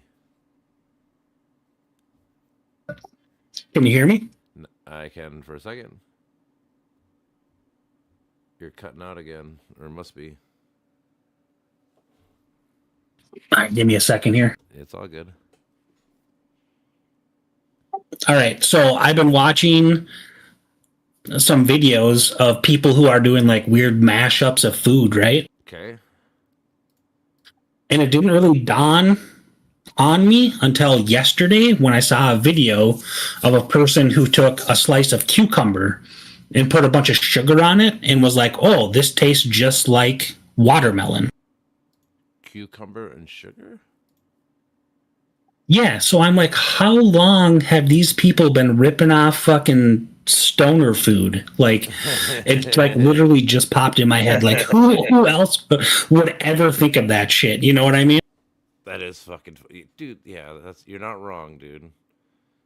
You are not wrong because like, totally it literally just totally became social acceptable to do weird stuff like that and be like, oh man, this tastes so good when we've been doing that shit for fucking 20 years. That's what I think about, like with like pops and shit. Like people are like, what is that? I'm like, oh, I mixed tea, Mountain Dew, and this and blue ice or something. Like, oh, it's really fucking good. Of course it is. You gotta fuck around and try things, you know. Just gotta try things. But yeah, that's exactly what I'm saying. You know. Yeah, but I don't know, dude. Yeah, I think I've heard of that cucumber fucking thing before, but I've never done it because I'm afraid to. I'm not really a cucumber guy. Yeah, and like I was literally just laying in bed, and I'm like, I don't know, I can't sleep, so shit's just running through my head. And I'm like, man, I just watched the video of this weird fucking person eating a piece of cucumber with a bunch of sugar on it and being like, wow, this tastes just like watermelon. I'm like, wow, what stoner thought about that before this dude fucking was like, oh, I'm just going to post this online now. Yeah. Fucking, the one that I know about is you make mac and cheese at home and you get a Big Mac at McDonald's, you get a Big Mac and cheese. That's my stoner food. Or dude, there's the people who make the McGangbangs. There's the people who like will get the Doritos Locos and they'll get a cheese quesadilla and put the Doritos Locos inside of that shit. Like, dude, been doing that forever, man. Well, yeah, man. There's of course. Yeah, I don't know. Just funny as hell. Have you ever heard of the fucking 1045 double? No, 1045. Mm-mm. Yeah, from McDonald's, you get a double cheeseburger and then they put an egg and a piece of sausage on top of it. Really? Is this only a morning thing? Yeah, because it's like 10, you know. Well, because, no, so like back in the day, breakfast used to stop at a certain time. Couldn't get it all day. So at 10:45, you'd go because it quit at 10:30 and you'd be like, hey, I'll take some of that sausage and that egg and put it on this double cheeseburger. Oh, okay, yeah. That makes sense. And like the right before fucking 10:45 when they close for breakfast. Don't they do breakfast all day now? No. Before, no. Yeah, they do. Yep. Yeah, but yeah, back in the day, that makes total sense. Because you're going to be throwing out all the sauces links and shit, anyways, right? You know, like you could just add a couple. Just saying, wouldn't hurt. Exactly, dude. Oh, dude, hell yeah, dude. At one point in my life, when I was like 19, 20, I knew this dude that was like a manager at McDonald's. So like we go party at his house and shit, and he'd come in with fucking just bags full of fucking free food and shit. Like, yep, this is about to be the throwaway shit. We get it all. We get like 3 apple pies. We get like 4 things of fries. Like these 6 burgers. Whatever. Like, cool, dude. Appreciate.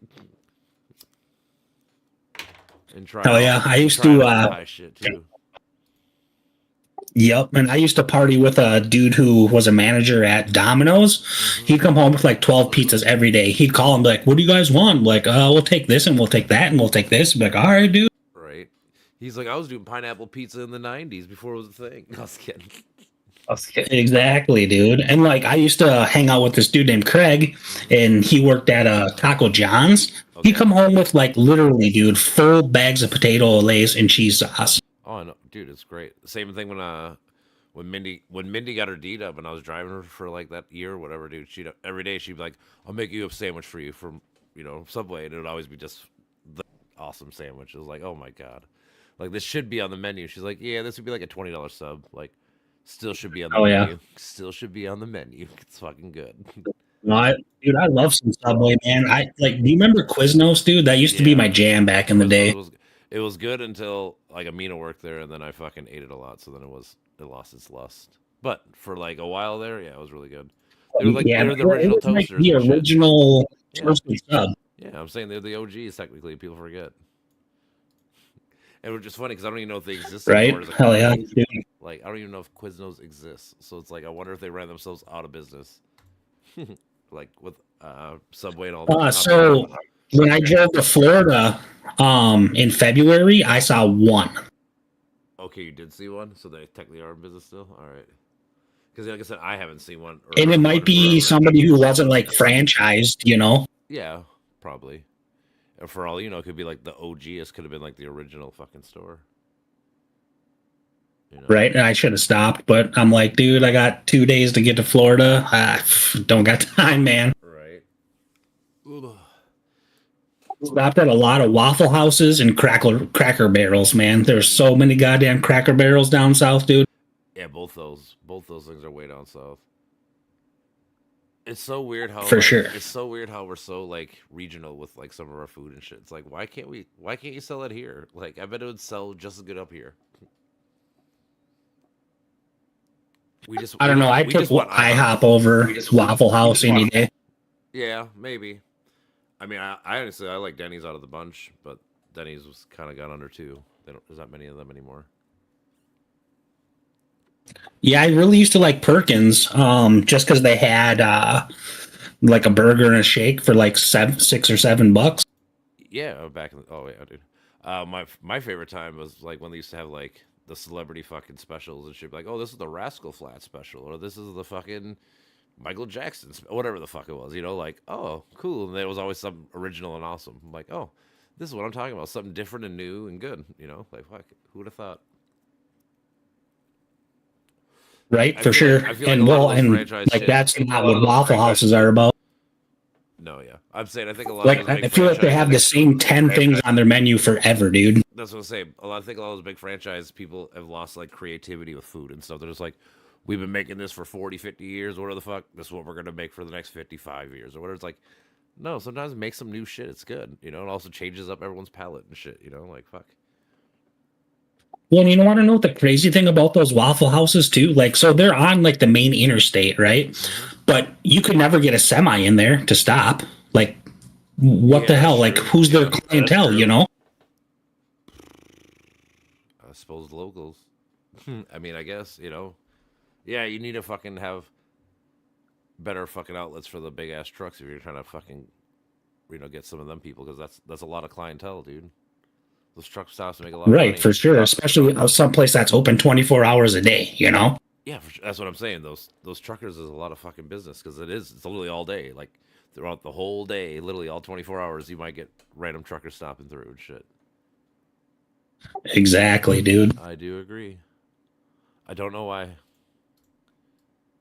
Like I said, I think a lot of it, I don't know, man. I don't know why they don't do that. That's actually some really simple that they should do, but... Well, it's like you're saying, they get so invested into what they're doing that they don't care about changing it because it's working, I do think that a lot of it's that, like I said, you just lose. I think that's a lot of problem with like just humans in general. Is like we're losing a lot of creativity because we just rely on like AI and shit and stuff. Like the people I talk to on here a lot, usually they keep trying to tell me to ask AI that. I'm like, dude, I'm not gonna ask fucking AI. I'm talking to you. I'm talking to I'm talking to people. I'd rather do that. I don't want to fucking rely on AI. That just seems like the simple, easy way, and it's probably not even the right way per se. Like, I don't know. Well, dude, talking to AI is like talking to a fucking senator. You know what I mean? Kind of, yeah, man. I've seen people talk online about like it's not personal. It's not nothing. It's like here's this, here's that, blah blah blah. Well, yeah. Anytime you get them to like, I was watching this guy like ask questions, and like anytime you like get them to like a certain topic, they're like, I'm not really supposed to be confrontational. It's like, no, dude, I'm asking you a question. Like, just answer the fucking question. Like in this situation, who's right? And they're like, oh, I can't. I was like, oh, fuck off, dude. So yeah, I could totally see the fucking it isn't personable. It's just a fucking machine. You know, it's just there. Right. I don't know. Plus, I see a lot of people, like, when you're watching people debate, you'll see, like, people, like, they won't know something, and then they'll, like, look down, and you can tell they just AI quick search it, and, like, they're just reading AI talking points. Like, dude, no, stop doing that shit. Like, that's not the way you fucking are supposed to think, you know, or whatever. It's like, no, I just don't get it, and people love it. Yeah, no, for sure. I hear you, dude. I'm confused. Like, it's a tool, so, like, I don't mind it to an extent, like, you know, if people are to use it, like, responsibly and stuff, you know, like I bet it's good for, like, researching things, because you can fucking narrow down your points and stuff real fucking fast and shit. So, like, there is a purpose for it, but what I see people doing with it is retarded. Like I said, you see people having, like, whole ass conversations. I had to stop my daughter because I caught her doing that shit a couple times. I was like, Evie, stop. She's like, I'm just talking. I'm like, no, you're talking to a fucking bot. Like, stop it. Like, you're not even, it's not personal. Like, it's nothing like anything. Like, you just got to quit. Right. Like if you need it to help you take notes or do something like that, that's totally different. You know what I mean? Yeah, totally. I agree. Like I said, like, it's a tool. Like, if you want to use it to, like, narrow down your searches or something real quick, because, you know, it can scour the whole web for you, you know, kind of shit. Like, there is a purpose for it. But like I said, what humans I see doing with it is just stupid, and they're using it the wrong way, I feel like. I heard somebody talk about AI, and I can't exactly paraphrase the exact thing that he said because it was a super long speech, but like just to try to give you like a quick synopsis, he was like, so I don't even want to say dumbest people in the world, but people who don't know about AI use it for the stupidest shit. But like people who know about it use it for smart things, if that makes sense. It's just like the internet itself. I always say the internet's the best, worst thing ever, because like you can get any answer you want right now. Like, you can learn anything. It's awesome. But like what most people do with it, because they're stupid and they don't fucking understand like the power they have at their fingertips. Yeah, they just look up like random stupid videos or whatever the fuck. It's like, same thing I tell my kids again. I was like, you can learn anything. Like, you should learn something new every fucking day. Every day you should have your mind blown by something. Like, well, and I'm the same way, and I'm like, how does somebody not know how to change a tire? Like, you could YouTube that shit in fucking 2 seconds and know how to change a tire. I know you might not be able to do it, but you could tell somebody how to do it. You know what I mean? I know I'm stupid with car shit, and I can change a tire because of fucking shit like that. So you're right. It's like, because I always say, like, I know I'm the least handiest dude in the world, but there's certain things even I know how to do because it's not fucking that hard.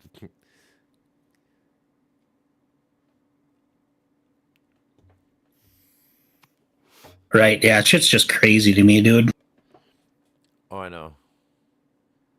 It is. Like I said, it's a great, horrible thing that we're embarking on, in the sense of fucking the knowledge and shit that we could actually use. Like, the good we could actually use with these things that we just don't do.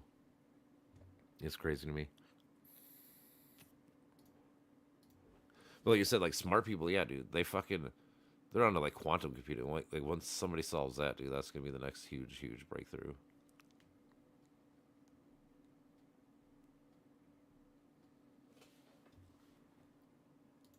Oh, how was work?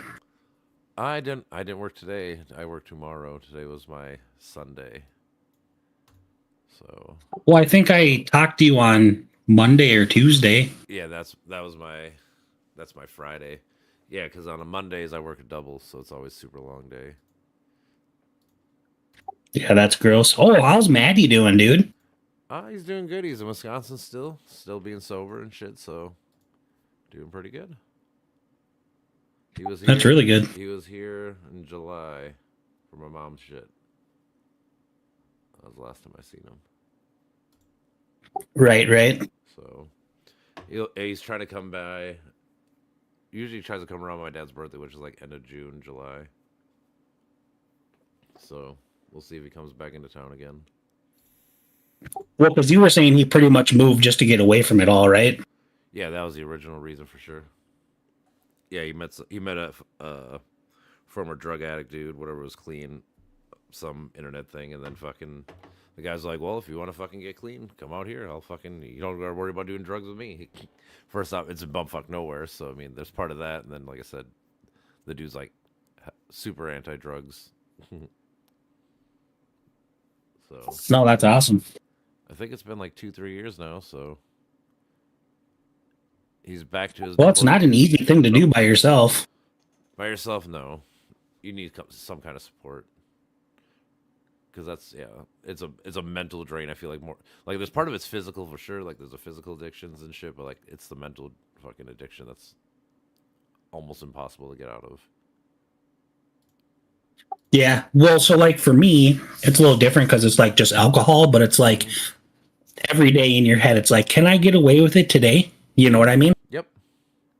That's what I'm saying. To me, it's more mental. So like some drugs are like physical, like that like like heroin shit's physically, but for most people, it's more the mental thing. Like you're saying, it's like, it's the same thing with people at the bar, dude. Like, yeah, you're like talking with alcoholics. Like, you probably like, how many people I've known that lost good jobs because they drank to like, bar close and like the whole night. I'm like, dude, like you work at like 8 a.m. You should probably go home. Oh, I'm just gonna have one more. I'm like, bro, you should probably just go home, bro. Like, I'm trying to, like, you think I'm being mean or cutting you out or another. It's like, no, I'm just trying to I know what you could lose. Like, I don't want you to lose it. Oh yeah, dude. No, for sure. Yeah, no, I get it. I know you do. I'm saying, and it sucks because like a lot of times, like you're trying to help someone, but they just don't realize that you're trying to help them. You think that you're trying to put them down or be negative or whatever the fuck. It's like, no, bro. I'm really looking out for your best interest. You just don't realize it at this moment in life, whatever. And I mean, you know how it is, dude. Like, same thing with like hard drugs. Like, at one point, it gets to the point where it's like, I know I'm drinking whatever, a liter of vodka a day, but if I don't do this, you should see how I'm going to be the next day. You know what I mean? So that's like how people justify it, which isn't a great thing to do either. For sure. I mean, it's the same thing with me. Like, I always tell people, like, the only reason why I like you guys at the bar right now is because I'm high. Like, if I wasn't high, I don't know what I'd be like. It's kind of a bad thing to say, whatever we're going to call it, because it is true. Like, I guess it's like enabling or whatever you want to call it, but it's like, part of it's true. Like, I might be much more agitative or whatever, because I'm sober or whatever you want to call it, So it does have a grain of truth, but it's not like a good excuse or a good reason per se still. Even as someone that does it. No, I mean, I get you, but I don't think marijuana is the same thing as alcohol, at all. No, I understand totally, but I'm just talking about like that mentality though. The mentality of like I probably would be a different person if I wasn't high at work or anywhere, basically, Oh, for sure, dude. Like, I haven't smoked weed in probably 6-7 years. Yeah, dude. And now it is. And I mean, the reason is because I have my CDL. You know what I mean? For sure. I get it. My dad has eaten weed with me like 3 times now that he's retired. But like before, when he was working, he would never even think about it. He ain't gonna lose his fucking CDL for that shit. I understand. I never even asked him. Right. And well, like the only reason I did it was to get a better life for my family. You know what I mean? And if I get caught doing that and then I fucking lose my job or get in trouble or whatever, it's like, oh man. Well, yeah, then you're back to square one of fucking having to redo your whole life over again almost, or whatever you want to call it. Yeah, totally. Especially when you do something for your family and shit. Like once you have like the reason and your reason's like set and the goal and whatever, people tend to stick to it a lot better, I guess. It's when you don't have like an objective goal, you just like are doing things just to do things. Like, well, why am I doing it? I don't really know. I know this is good for me, but I don't have an actual reason to do it. Well, right, exactly, and it comes down to the same thing. Like when we were hanging out with Vernon all the time at the bar when it was at Lindy's, and he's always like, "Come on, dude, just do a bum, just do this." I'm like, dude, like, you know how much trouble I'm going to get in if I get caught doing this? Like, this is not worth it to me at all. Yeah, I get that. No, totally. For sure, dude. Yeah, no. And the thing is, he was young and dumb, and he was doing all this dumb shit, so he didn't think about it. It wasn't like, I bet now because he's older, I bet he wouldn't do that as much, or like, but. Well, right, in his life choice, I don't give a shit what he does, you know what I mean? But, and for me too, like, what I always tell people, it's like, the one reason why I have never tried to do coke or anything in my life, it's because, have you really ever heard anybody say they've had a bad time on it? Right. and I've got a very, very, how do I say it, like addicted personality where I will just latch onto somebody. You know what I mean? For sure. And like if I'm around somebody who's doing that shit all the time, You'll do it, yep. and then I want to be doing it all the time too. You know? No, for sure. It's kind of the you are what you hang around. So like if you hang around fucking, you know, cokeheads, guess what? You're probably gonna be doing coke. If you hang out with potheads, you're probably gonna be doing pot. You know, if you hang out with, you know, like when we were hanging out with Bill and stuff, we were doing disc golf. Guess what? We started doing disc golf a lot because we hang out with people that do it. That's what you do. You're right. You know, you kind of hang out with what you hang out with. You know, and that's kind of who you become. Oh, for sure. Actually, I still play disc golf quite a bit.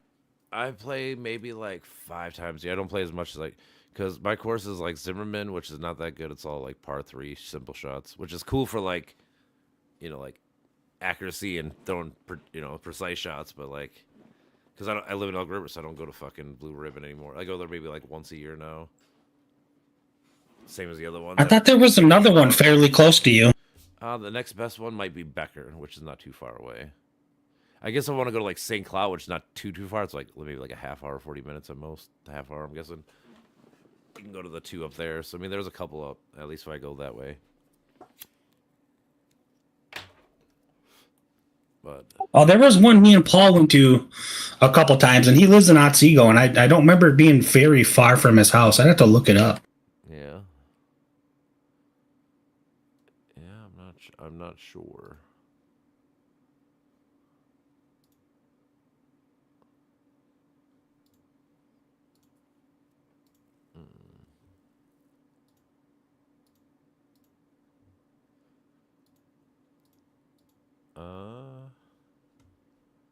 When was the last time you've seen Bill? I haven't seen Bill for probably like 6 months, 7 months.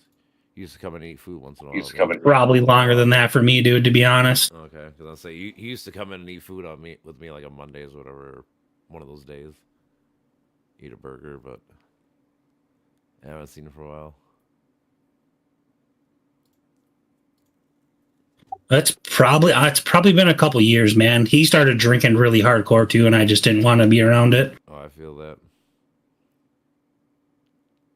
Like he was drinking so much that his daughter wouldn't even come over and see him. That sucks. Because whenever he sees me, when he sees me, he only has like 1 beer. So, but again, I don't know what he does at home.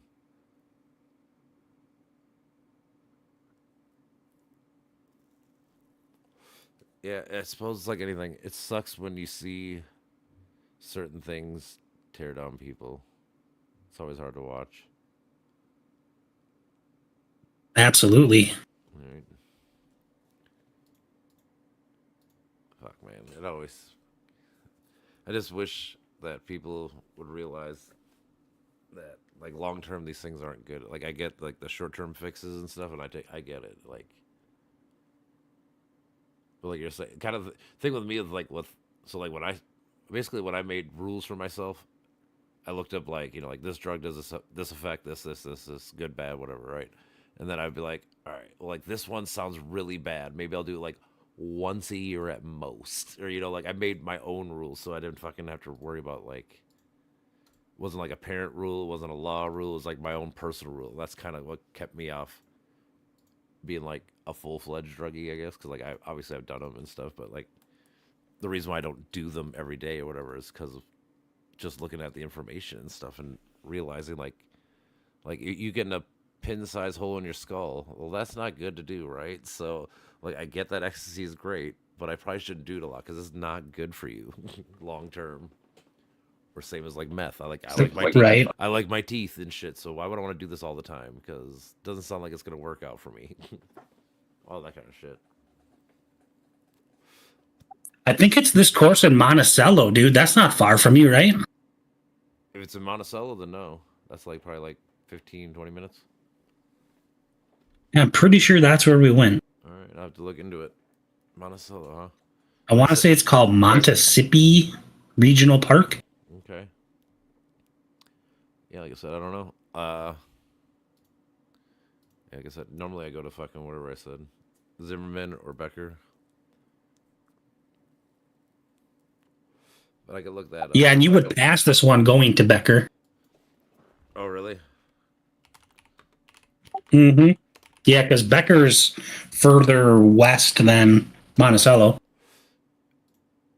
Yeah, Becker's basically just like straight up Highway 10 for me. Isn't the course like kind of off 94ish though?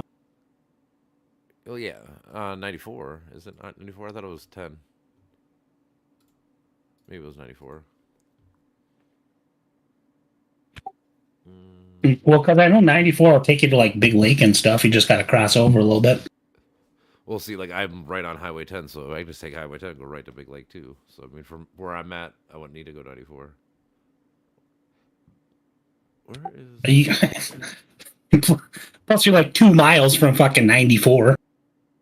No, I know I am. Well, if I go to night, yeah. If I want to go that way, yeah. Normally, when I go to like my cabin, I just go to like Monticello, cut over. Yeah. Let's see. I'm the blue. This Monticello one must be called, yeah, Montesipi. All right. Yeah, it says 4.8. So I'll try it out. Maybe I'll try it next Monday or Tuesday.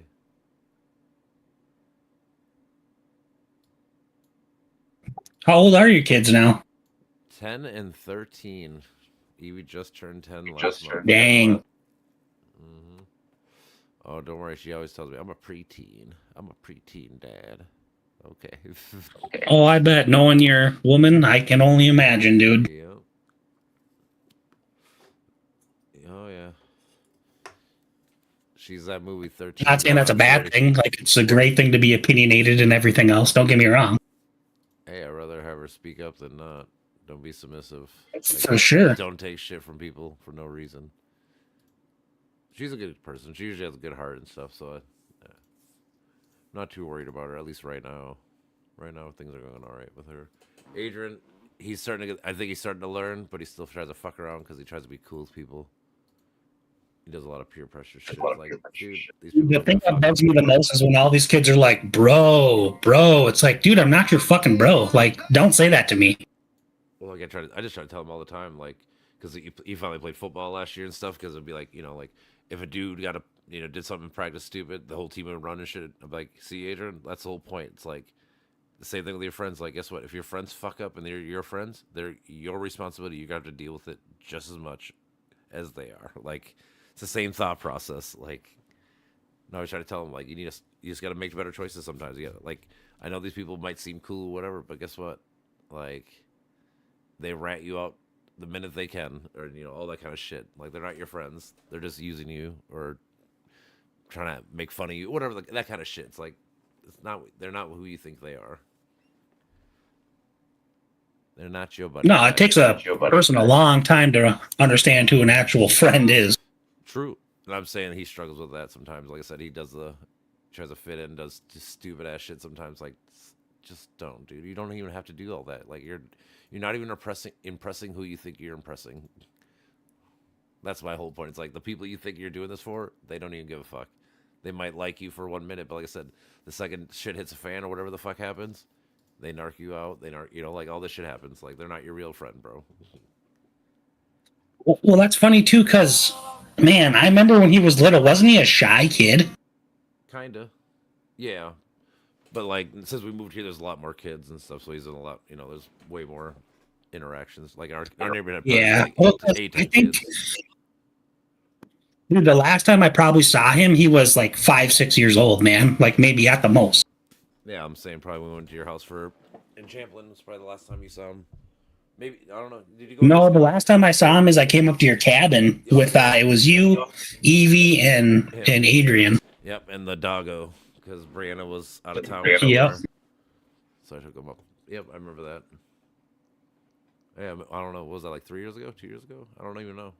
Time flies. Oh no, dude, that was a long time ago, man. Was it? See, that's the same. Time flies, so I don't know. Yeah, because I remember I got all pissed off at Ashley and I told her to fuck off, and then I called you and you're like, I'm up at the cabin, dude. And I'm like, where's that? And you're like, well, here's where it is. And I'm like, I'm on the way. And I just fucking dipped. Yep. I remember. Fuck, man. I guess, yeah, that's right. It was a long time ago. Fuck, man. Like I said, everything just seems like that's the problem with getting old. Everything seems like it was like 2 days ago. Well, not only that, but nothing matters besides spending time with your kids or doing shit for your kids, so you don't realize how long you actually been away from the world, Oh yeah, dude. That's all I do is grind for family shit like that. You know, that's what I always tell my. I hear you, man. I'm always like, when do I ever spend money really? Like, if I spend money on myself, it's huge, big things. It's never fucking like, oh, I just bought myself a fucking new watch and I bought myself a new this. It's like, no, I don't do that. Like, it's not about me like that. It's about fucking. Last year was the first time I bought myself 2 new pairs of shoes in 4 years. I know my girlfriend buys my shoes because I won't. Because she's always like, you need these pairs. I'm like, no, I don't. Like, I'm fine. These are cool. Dude, fucking, I'm listening to Pandora, and Oni just came on from Genuine. Yep. I haven't heard that song in a while. When I was younger, I got kicked out of the fucking Myth for taking my shirt off and dancing to this song. That's so fucking funny. The Myth. It's the truth, man. I know. I appreciate it. It's just funny as fuck to me because I know it's true. We used to go to Spin Nightclub and shit when I was clubbing and doing dumb shit back in the day. This chick that I work with at IHOP, she knew the DJ there, so we get in fucking free. Sometimes get VIP. Met Little John there. That's badass. The only person I ever really met was Kid Rock. Or not Kid Rock, sorry, Limp Bizkit. And Atmosphere. Oh shit, that's pretty dope though. You met him at different times, I'm assuming, right? Yeah. I was gonna say like they're not the same time frame, but Maddie. No, I was with a bunch of chicks, and I just all of a sudden got to go with them, and I'm like, fuck yeah. Yeah, no, I get that. Maddie, he didn't get to meet him, but like, he got to go to the fucking what's it called? Up and Smoke tour back in the day with Limp Bizkit. It was Limp Bizkit, Kid Rock, and Eminem. They did a fucking rip rap concert for like a fucking year and a half. That's dope. I was peanut butter and jealous. I was like 12, 13, so I couldn't go. I wish I would have. He's like, dude, everybody's there is just blazing weed. Didn't matter. I'm like, yeah, it makes sense. It's called Up in Smoke. Tell mom that. Right. Dude, I used to get to go to X Fest every year. From the time I was 14 till I was 17. That's pretty. I've never been to X Fest. David did. I don't think they do it anymore. I don't know for sure, but my buddy in high school, his parents owned an elk farm, so they would sell elk burgers there. So we would always get to go because we were gonna help, you know. Mm-hmm. Yeah. And we would just dip out, and be like, "All right, peace." Yeah, you do your like 8-hour shift in the one day, and then hang out for the next 10, 12. Yeah. I knew people that did that at like weekends. And nighttime was the best time, dude. I saw so many boobs, it was ridiculous, dude. You are not lying.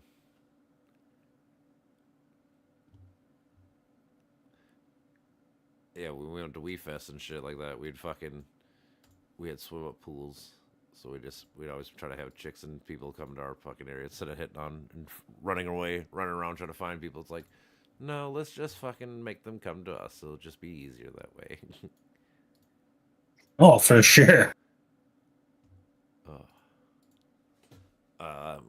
The one chick at this, she did dildo racing. I thought that was funny as fucking. Now it's becoming a thing in real life, but at the time she was like the only person I've ever seen do that. I was like, that's so fucking clever. What the fuck is dildo racing? So you got a ramp, you know, with the wood, and you put a bunch of different dildos in there, and everyone puts a buck on which dildo wins. Going down the ramp. You want a small one. You don't want the big ones. They get caught on the walls. Yeah. Okay. Yeah, you turn them on, bzzz, and then they fucking let them go. It's a race. It's a dildo race. Like I said. Yeah, I've never heard of that, but that's interesting for sure. I'm saying it's pretty fucking fun. Like I said, you could win $10 or whatever it was, $8.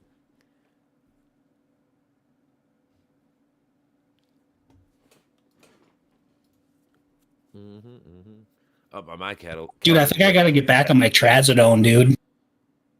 What does that do? I know the name. What does it do? It helps me sleep at night. Okay. Do you take melatonin at all? Yeah, but it doesn't do shit. Otherwise, like, my problem is, like, it doesn't actually put me to sleep, and I don't go to sleep when I feel like I need to go to sleep, so then it actually has, like, a reverse effect on me. Yeah, for me, a lot of times, like, if I know I gotta get... Like if I know I gotta get up like in 8 hours, I'll start thinking about it, and then it's hard for me to fall asleep. I hate when that shit happens for me. Yeah, where the trazodone, dude. Like if I take that shit, 2 hours later, I'm out, dude. Like it don't even matter. I could be sitting at my computer and I will just pass out, dude. Yeah, that's good though. I mean, that's the purpose of it, right? It's a over the counter, right? Right. Well, and they give it to psychotic people to like calm their mind so they can go to sleep. Okay.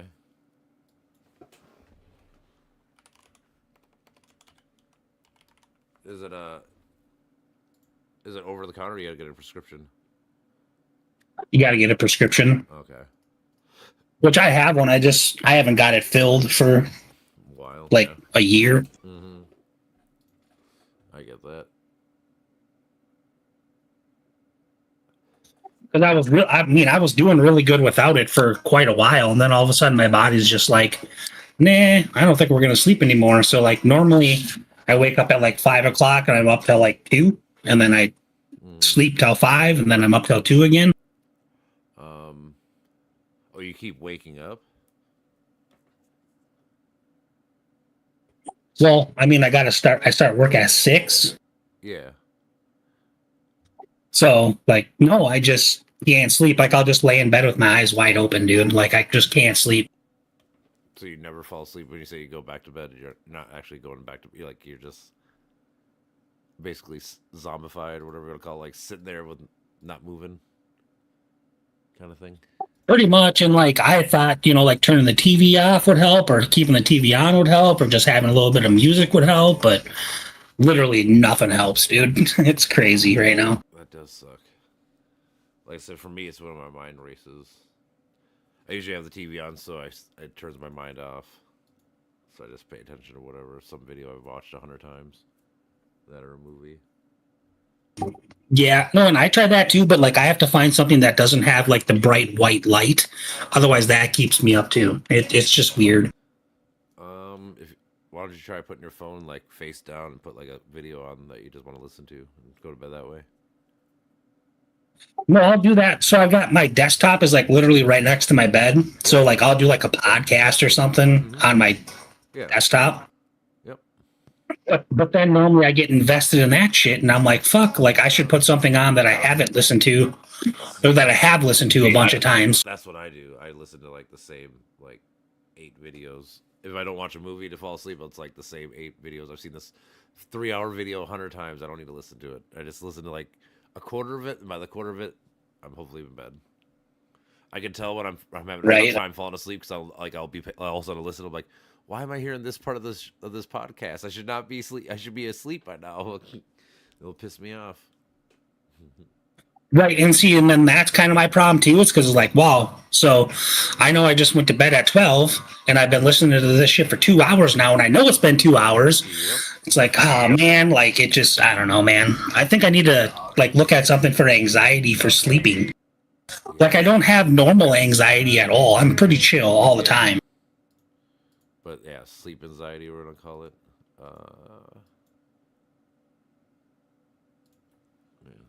Let's see if I can find anything. That's why I think I just need to get back on the trazodone and just go to bed. Yeah, if it does help you fucking sleep for sure. It's funny that insomnia and anxiety pills are basically like linked. Right? No, so like in treatment, I would take my trazodone at 10 o'clock at night, and I would still be sitting at my desk because I played World of Warcraft when I was in treatment. Yep. And I'd be sitting at my desk with an energy drink in my hand, and like an hour later, dude, I would just pass the fuck out. Yeah. So you're saying this is the only thing that you know, like this is the only thing you know that helps you? Well, because I've only tried melatonin and I've tried trazodone, and that's it. Yeah. You don't drink coffee and shit, right? No. Yeah, because they're saying like I'm just trying to find. No, caffeine has like a 12-hour half-life. I know that for sure. So like you're supposed to stop drinking coffee or caffeine at like 11 o'clock, dude, in the morning. Oh, really? Yeah. Look up the half-life of caffeine. Okay, hold on. It's like a ridiculous amount of time. Your body. About 4 to 6 hours says takes. Some people could be up to 9.5 though.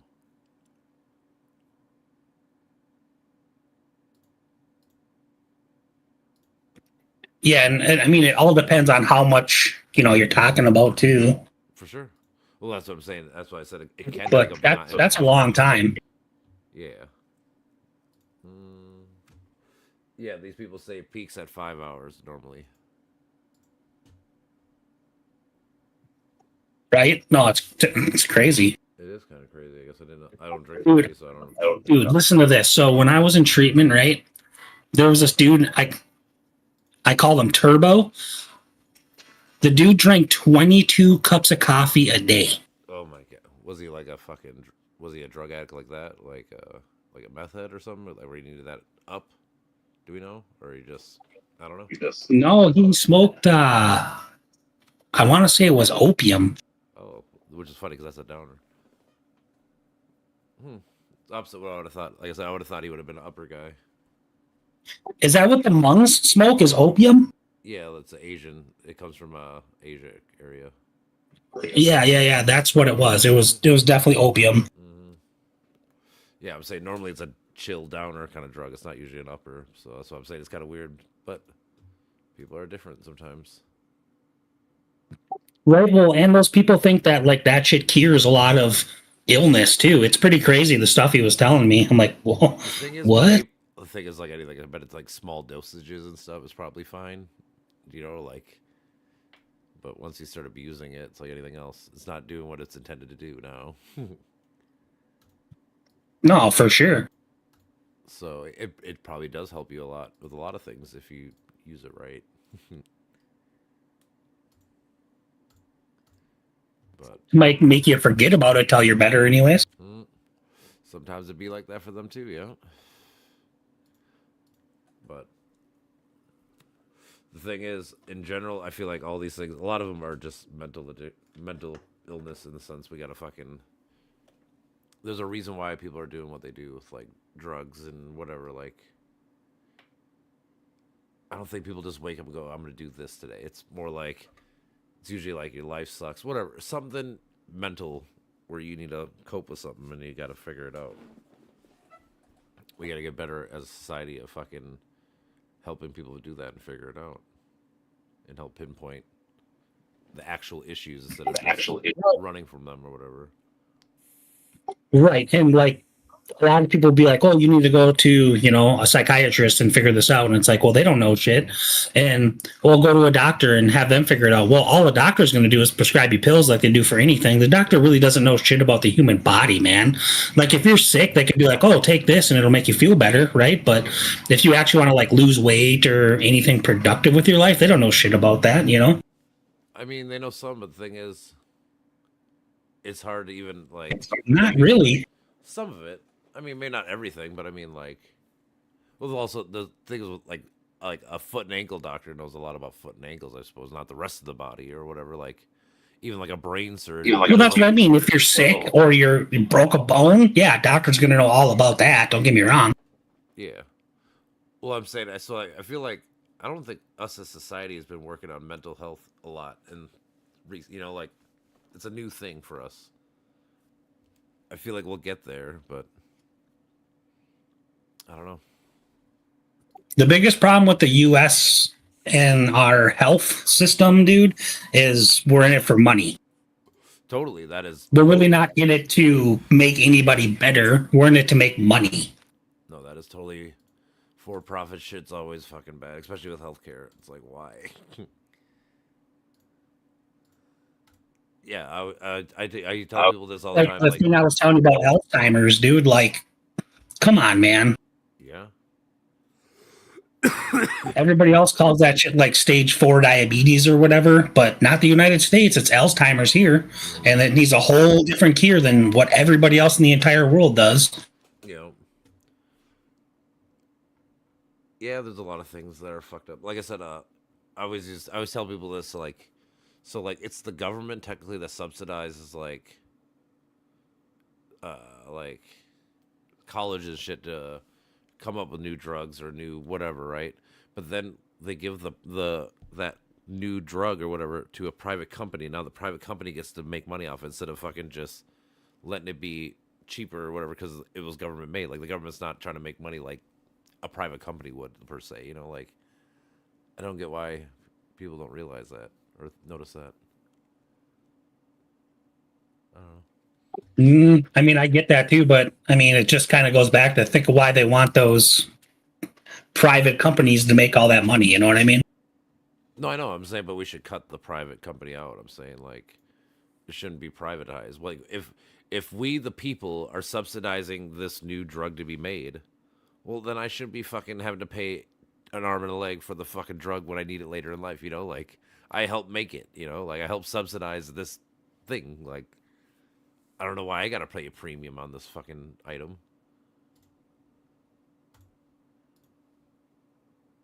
For sure, dude. That's the thing. I don't know.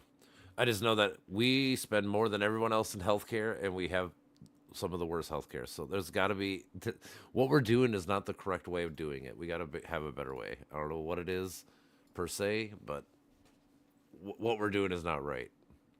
And I think a lot of that would lead to like maybe some better healthcare because if people are able to talk to psychiatrists or psychologists or somebody, even just like a counselor, you know, they're able to talk about issues that they're having somebody openly and didn't cost them like $1,000 a trip, they might be more likely to do it. Maybe they stop suicide or whatever the fuck, you know, whatever your issue is, you know.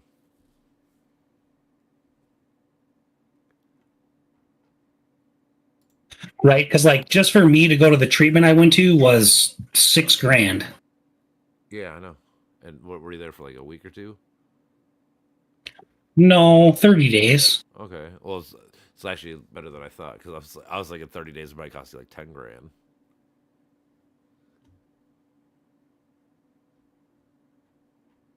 But it's still it's outrageous.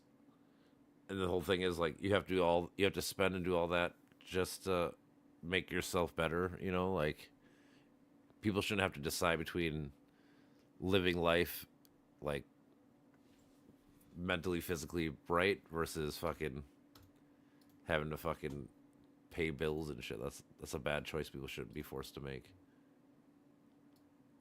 Right. And so for me, hold on one second here. Mm-hmm.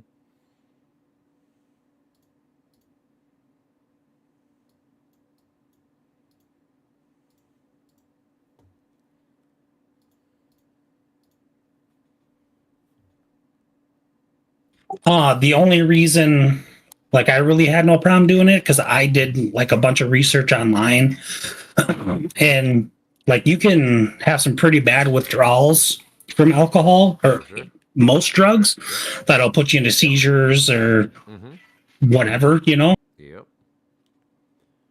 Yeah. For sure. And this place has a place called Ignatia where they like literally monitor you 24/7 for like 6 days until you're like past that shit. The physical addiction part, yeah. Right. So I'm like, you know, I think my life is worth $6,000, even if I just stay for this. True. I mean, obviously, people are going to spend the money because everybody wants to live. But, like, there are people we know that, like I always say, Breaking Bad's literally on the premise of fucking this guy didn't have money for his health shit, so he fucking sold drugs. Like, people shouldn't have to make outrageous choices because of a healthcare choice. I feel like there's got to be a way that we should make fucking healthcare. Healthcare should be like, it should be a human right, I guess is what I'm getting at. Like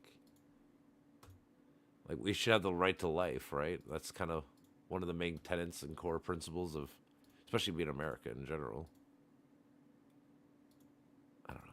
Yeah, no, dude, I totally agree with you. Don't get me wrong, by any means. No, I know, I get it. It's just, But even a person with health insurance, it still costed me $6,000 to go there. Oh, I know. Now, if you didn't, yeah, then maybe I was right. Maybe it would cost you fucking like 10, 20 grand or whatever the fuck if you didn't have health insurance because they'd rape you. And like, I would hope they would just take you if you didn't have health insurance. You know what I mean? Yeah, I don't know if they would though. I mean, the thing is, because now you got profit motive, so it's like, what's their profit? Like, you know, that's the problem with having things be like privatized to an extent, like overly privatized, I guess, or whatever. Because like, dude, we can't be fucking having people make hundreds of thousands, millions of dollars off you having a fucking problem. You know, whatever the problem is. Ugh. Right. It's such a silly system. And the one thing that pissed me off the most was when people were there and they weren't giving a shit. And it's like, you know what, dude? There's people out there who are dying to get in here, literally. Yes. And you're in here just for a free fucking ride. You know? Yeah, the people that don't take it serious, the people like, yeah, totally, dude. That's the thing. Like at all. Like dudes would sit in their bedroom all day long. And it's like, dude, come on, man. Like you got to better yourself if you want to be here or don't be here. Mm-hmm. Well, I wonder if those people are like court ordered to do it. Because when you're court ordered, I feel like you don't care as much. Because you're just doing it. Honestly, like a lot of them were like younger dudes who like their parents made them go or something like that. Okay. That makes sense then.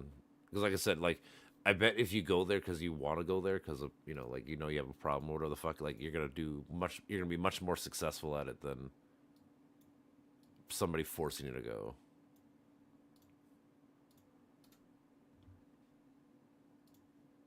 Like I said, for me, it was like the same reason why I didn't become a true drug addict or whatever, is because it was, I always say they were my rules. It wasn't my parents' rules. It wasn't my fucking like law rules. It was my own personal code that I made to myself. Like, I can only do these things this many times a year or whatever the fuck, you know, like. I try to tell like Adrian. Yeah, no, where I'm from, we call that morals. Yeah, I was I call principles. I was trying to tell Adrian, like, you got to stay true to your principles. Like, if you have a principled rule that you make for yourself, like I said, it could be like don't stealing, don't whatever. Like, once you make that personal rule to yourself, you must live that life. Like, you know, like you have to do it. You can't short yourself on this shit. Yeah, no, dude, I get it, man. I know you do. People, I don't know. Well, like I said, for me, that's more what I would call morals, you know? Yeah, for sure. It's all downstream. It's all the same thing, just different adjective or whatever. But yeah.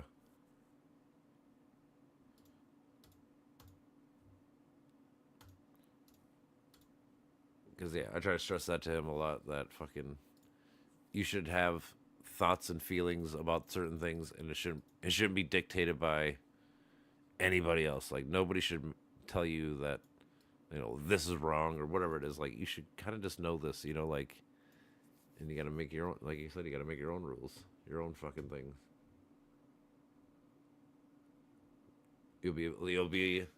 You'll probably be much more successful at doing them if they're your rules versus my rules or mom's rules or teacher's rules. Right. You know. But I don't know. We'll see. Like I said, there's times where I feel like he's got it and he figured it out, and then he goes back. And like I said, a lot of it's just peer pressure. So yeah, there's always going to be that, dude. I know it sucks to an extent, but it's like anything else. I just try to teach him, like, dude, this is what's gonna happen forever, man. People are gonna try to make you do dumb shit for the rest of your life. You just can't do it.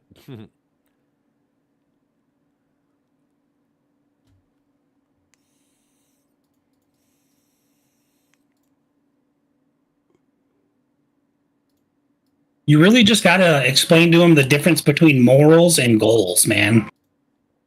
Yeah. Yeah, because I mean, for sure, he tries to do goals. I mean, his problem with that per se is like he wants something cool, but then he'll fucking spend his money as fast as he gets. So I was like, dude, let me just hold your money, bro. Like, I won't spend it.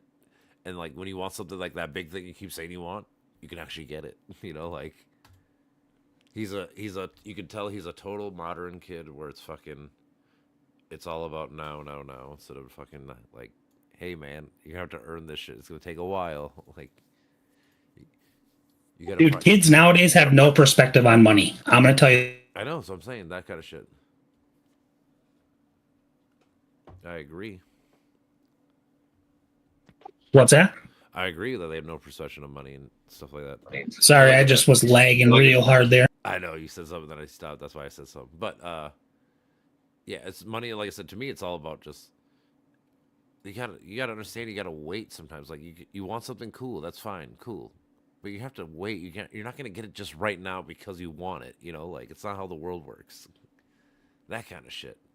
So does he get like an allowance, or what is? How does he get money? He either does chores. If he actually does the shit we ask him to do, he gets paid from us. Sometimes he mows like neighbors' yards or whatever shit like that. You know.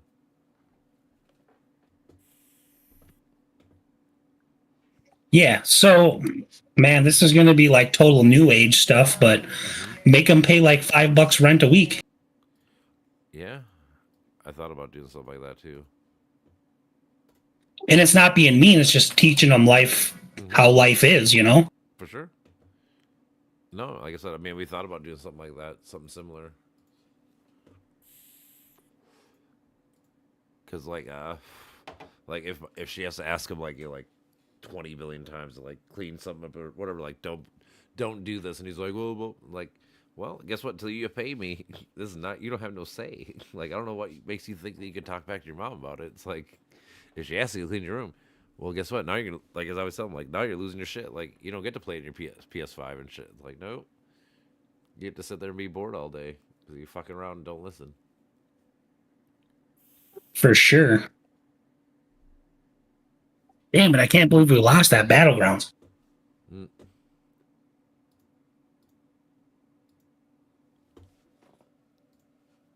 Yeah, that's what I mean. Like kids nowadays just don't get it, man. Not at all. Like I said, everything's instant gratification. It's like, dude, just chill out, dude. You'll get what you. I always tell them, like, you'll get what you want. You just have to fucking wait. Like that's Well, all you and have at the to do. same time, like, don't you think I would love instant gratification, or you would love that too? But like, that's not an expectation we can have, you know? No, I agree. It is fucking silly.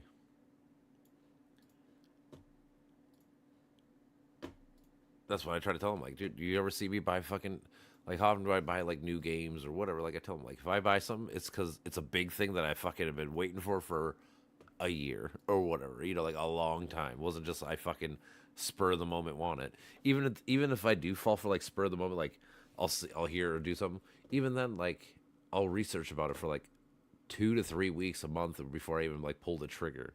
Because that's how I am.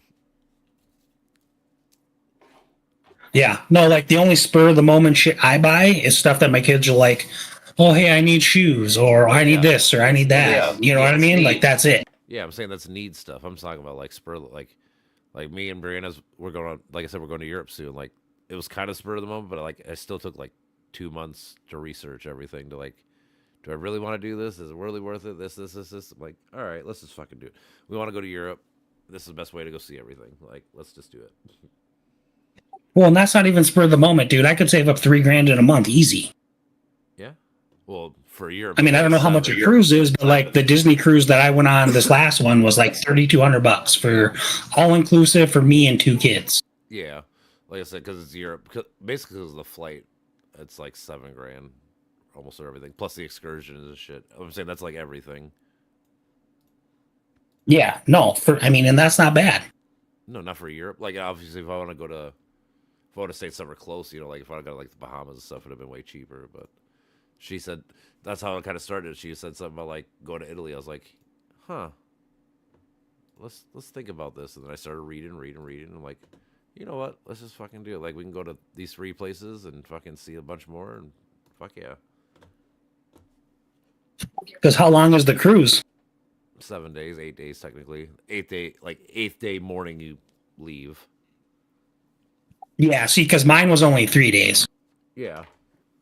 No, I already know. And plus, like I said, if it's the flight for me, for 2 of our tickets to go to Barcelona, whatever the fuck, is like $22.80. It was like 11 something a person because international.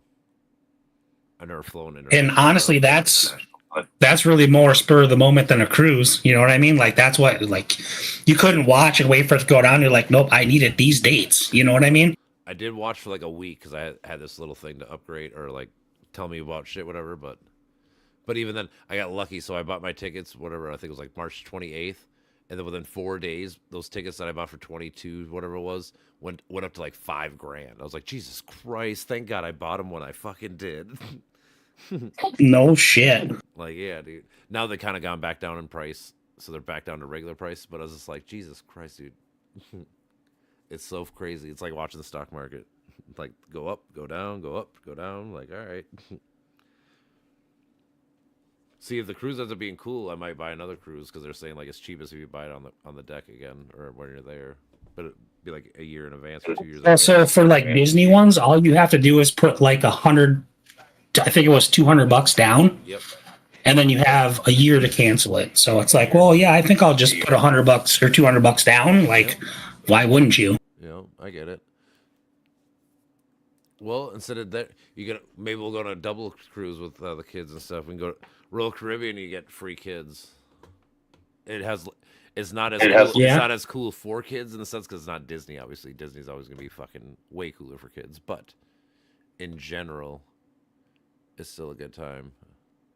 They got all the slides. Dude, honestly, like, so I looked into the like Royal Caribbeans and all those other ones, and like my kids are at the age where they would have more fun on a cruise like that than a Disney cruise. Because like the Royal Caribbean one I was looking at, they have like rock crawling, they have all kinds of shit, dude. Yeah. And like the Disney one doesn't have. Honestly, like, so I looked into the like Royal Caribbeans and all those other ones, and like my kids are at the age. That's why I kind of picked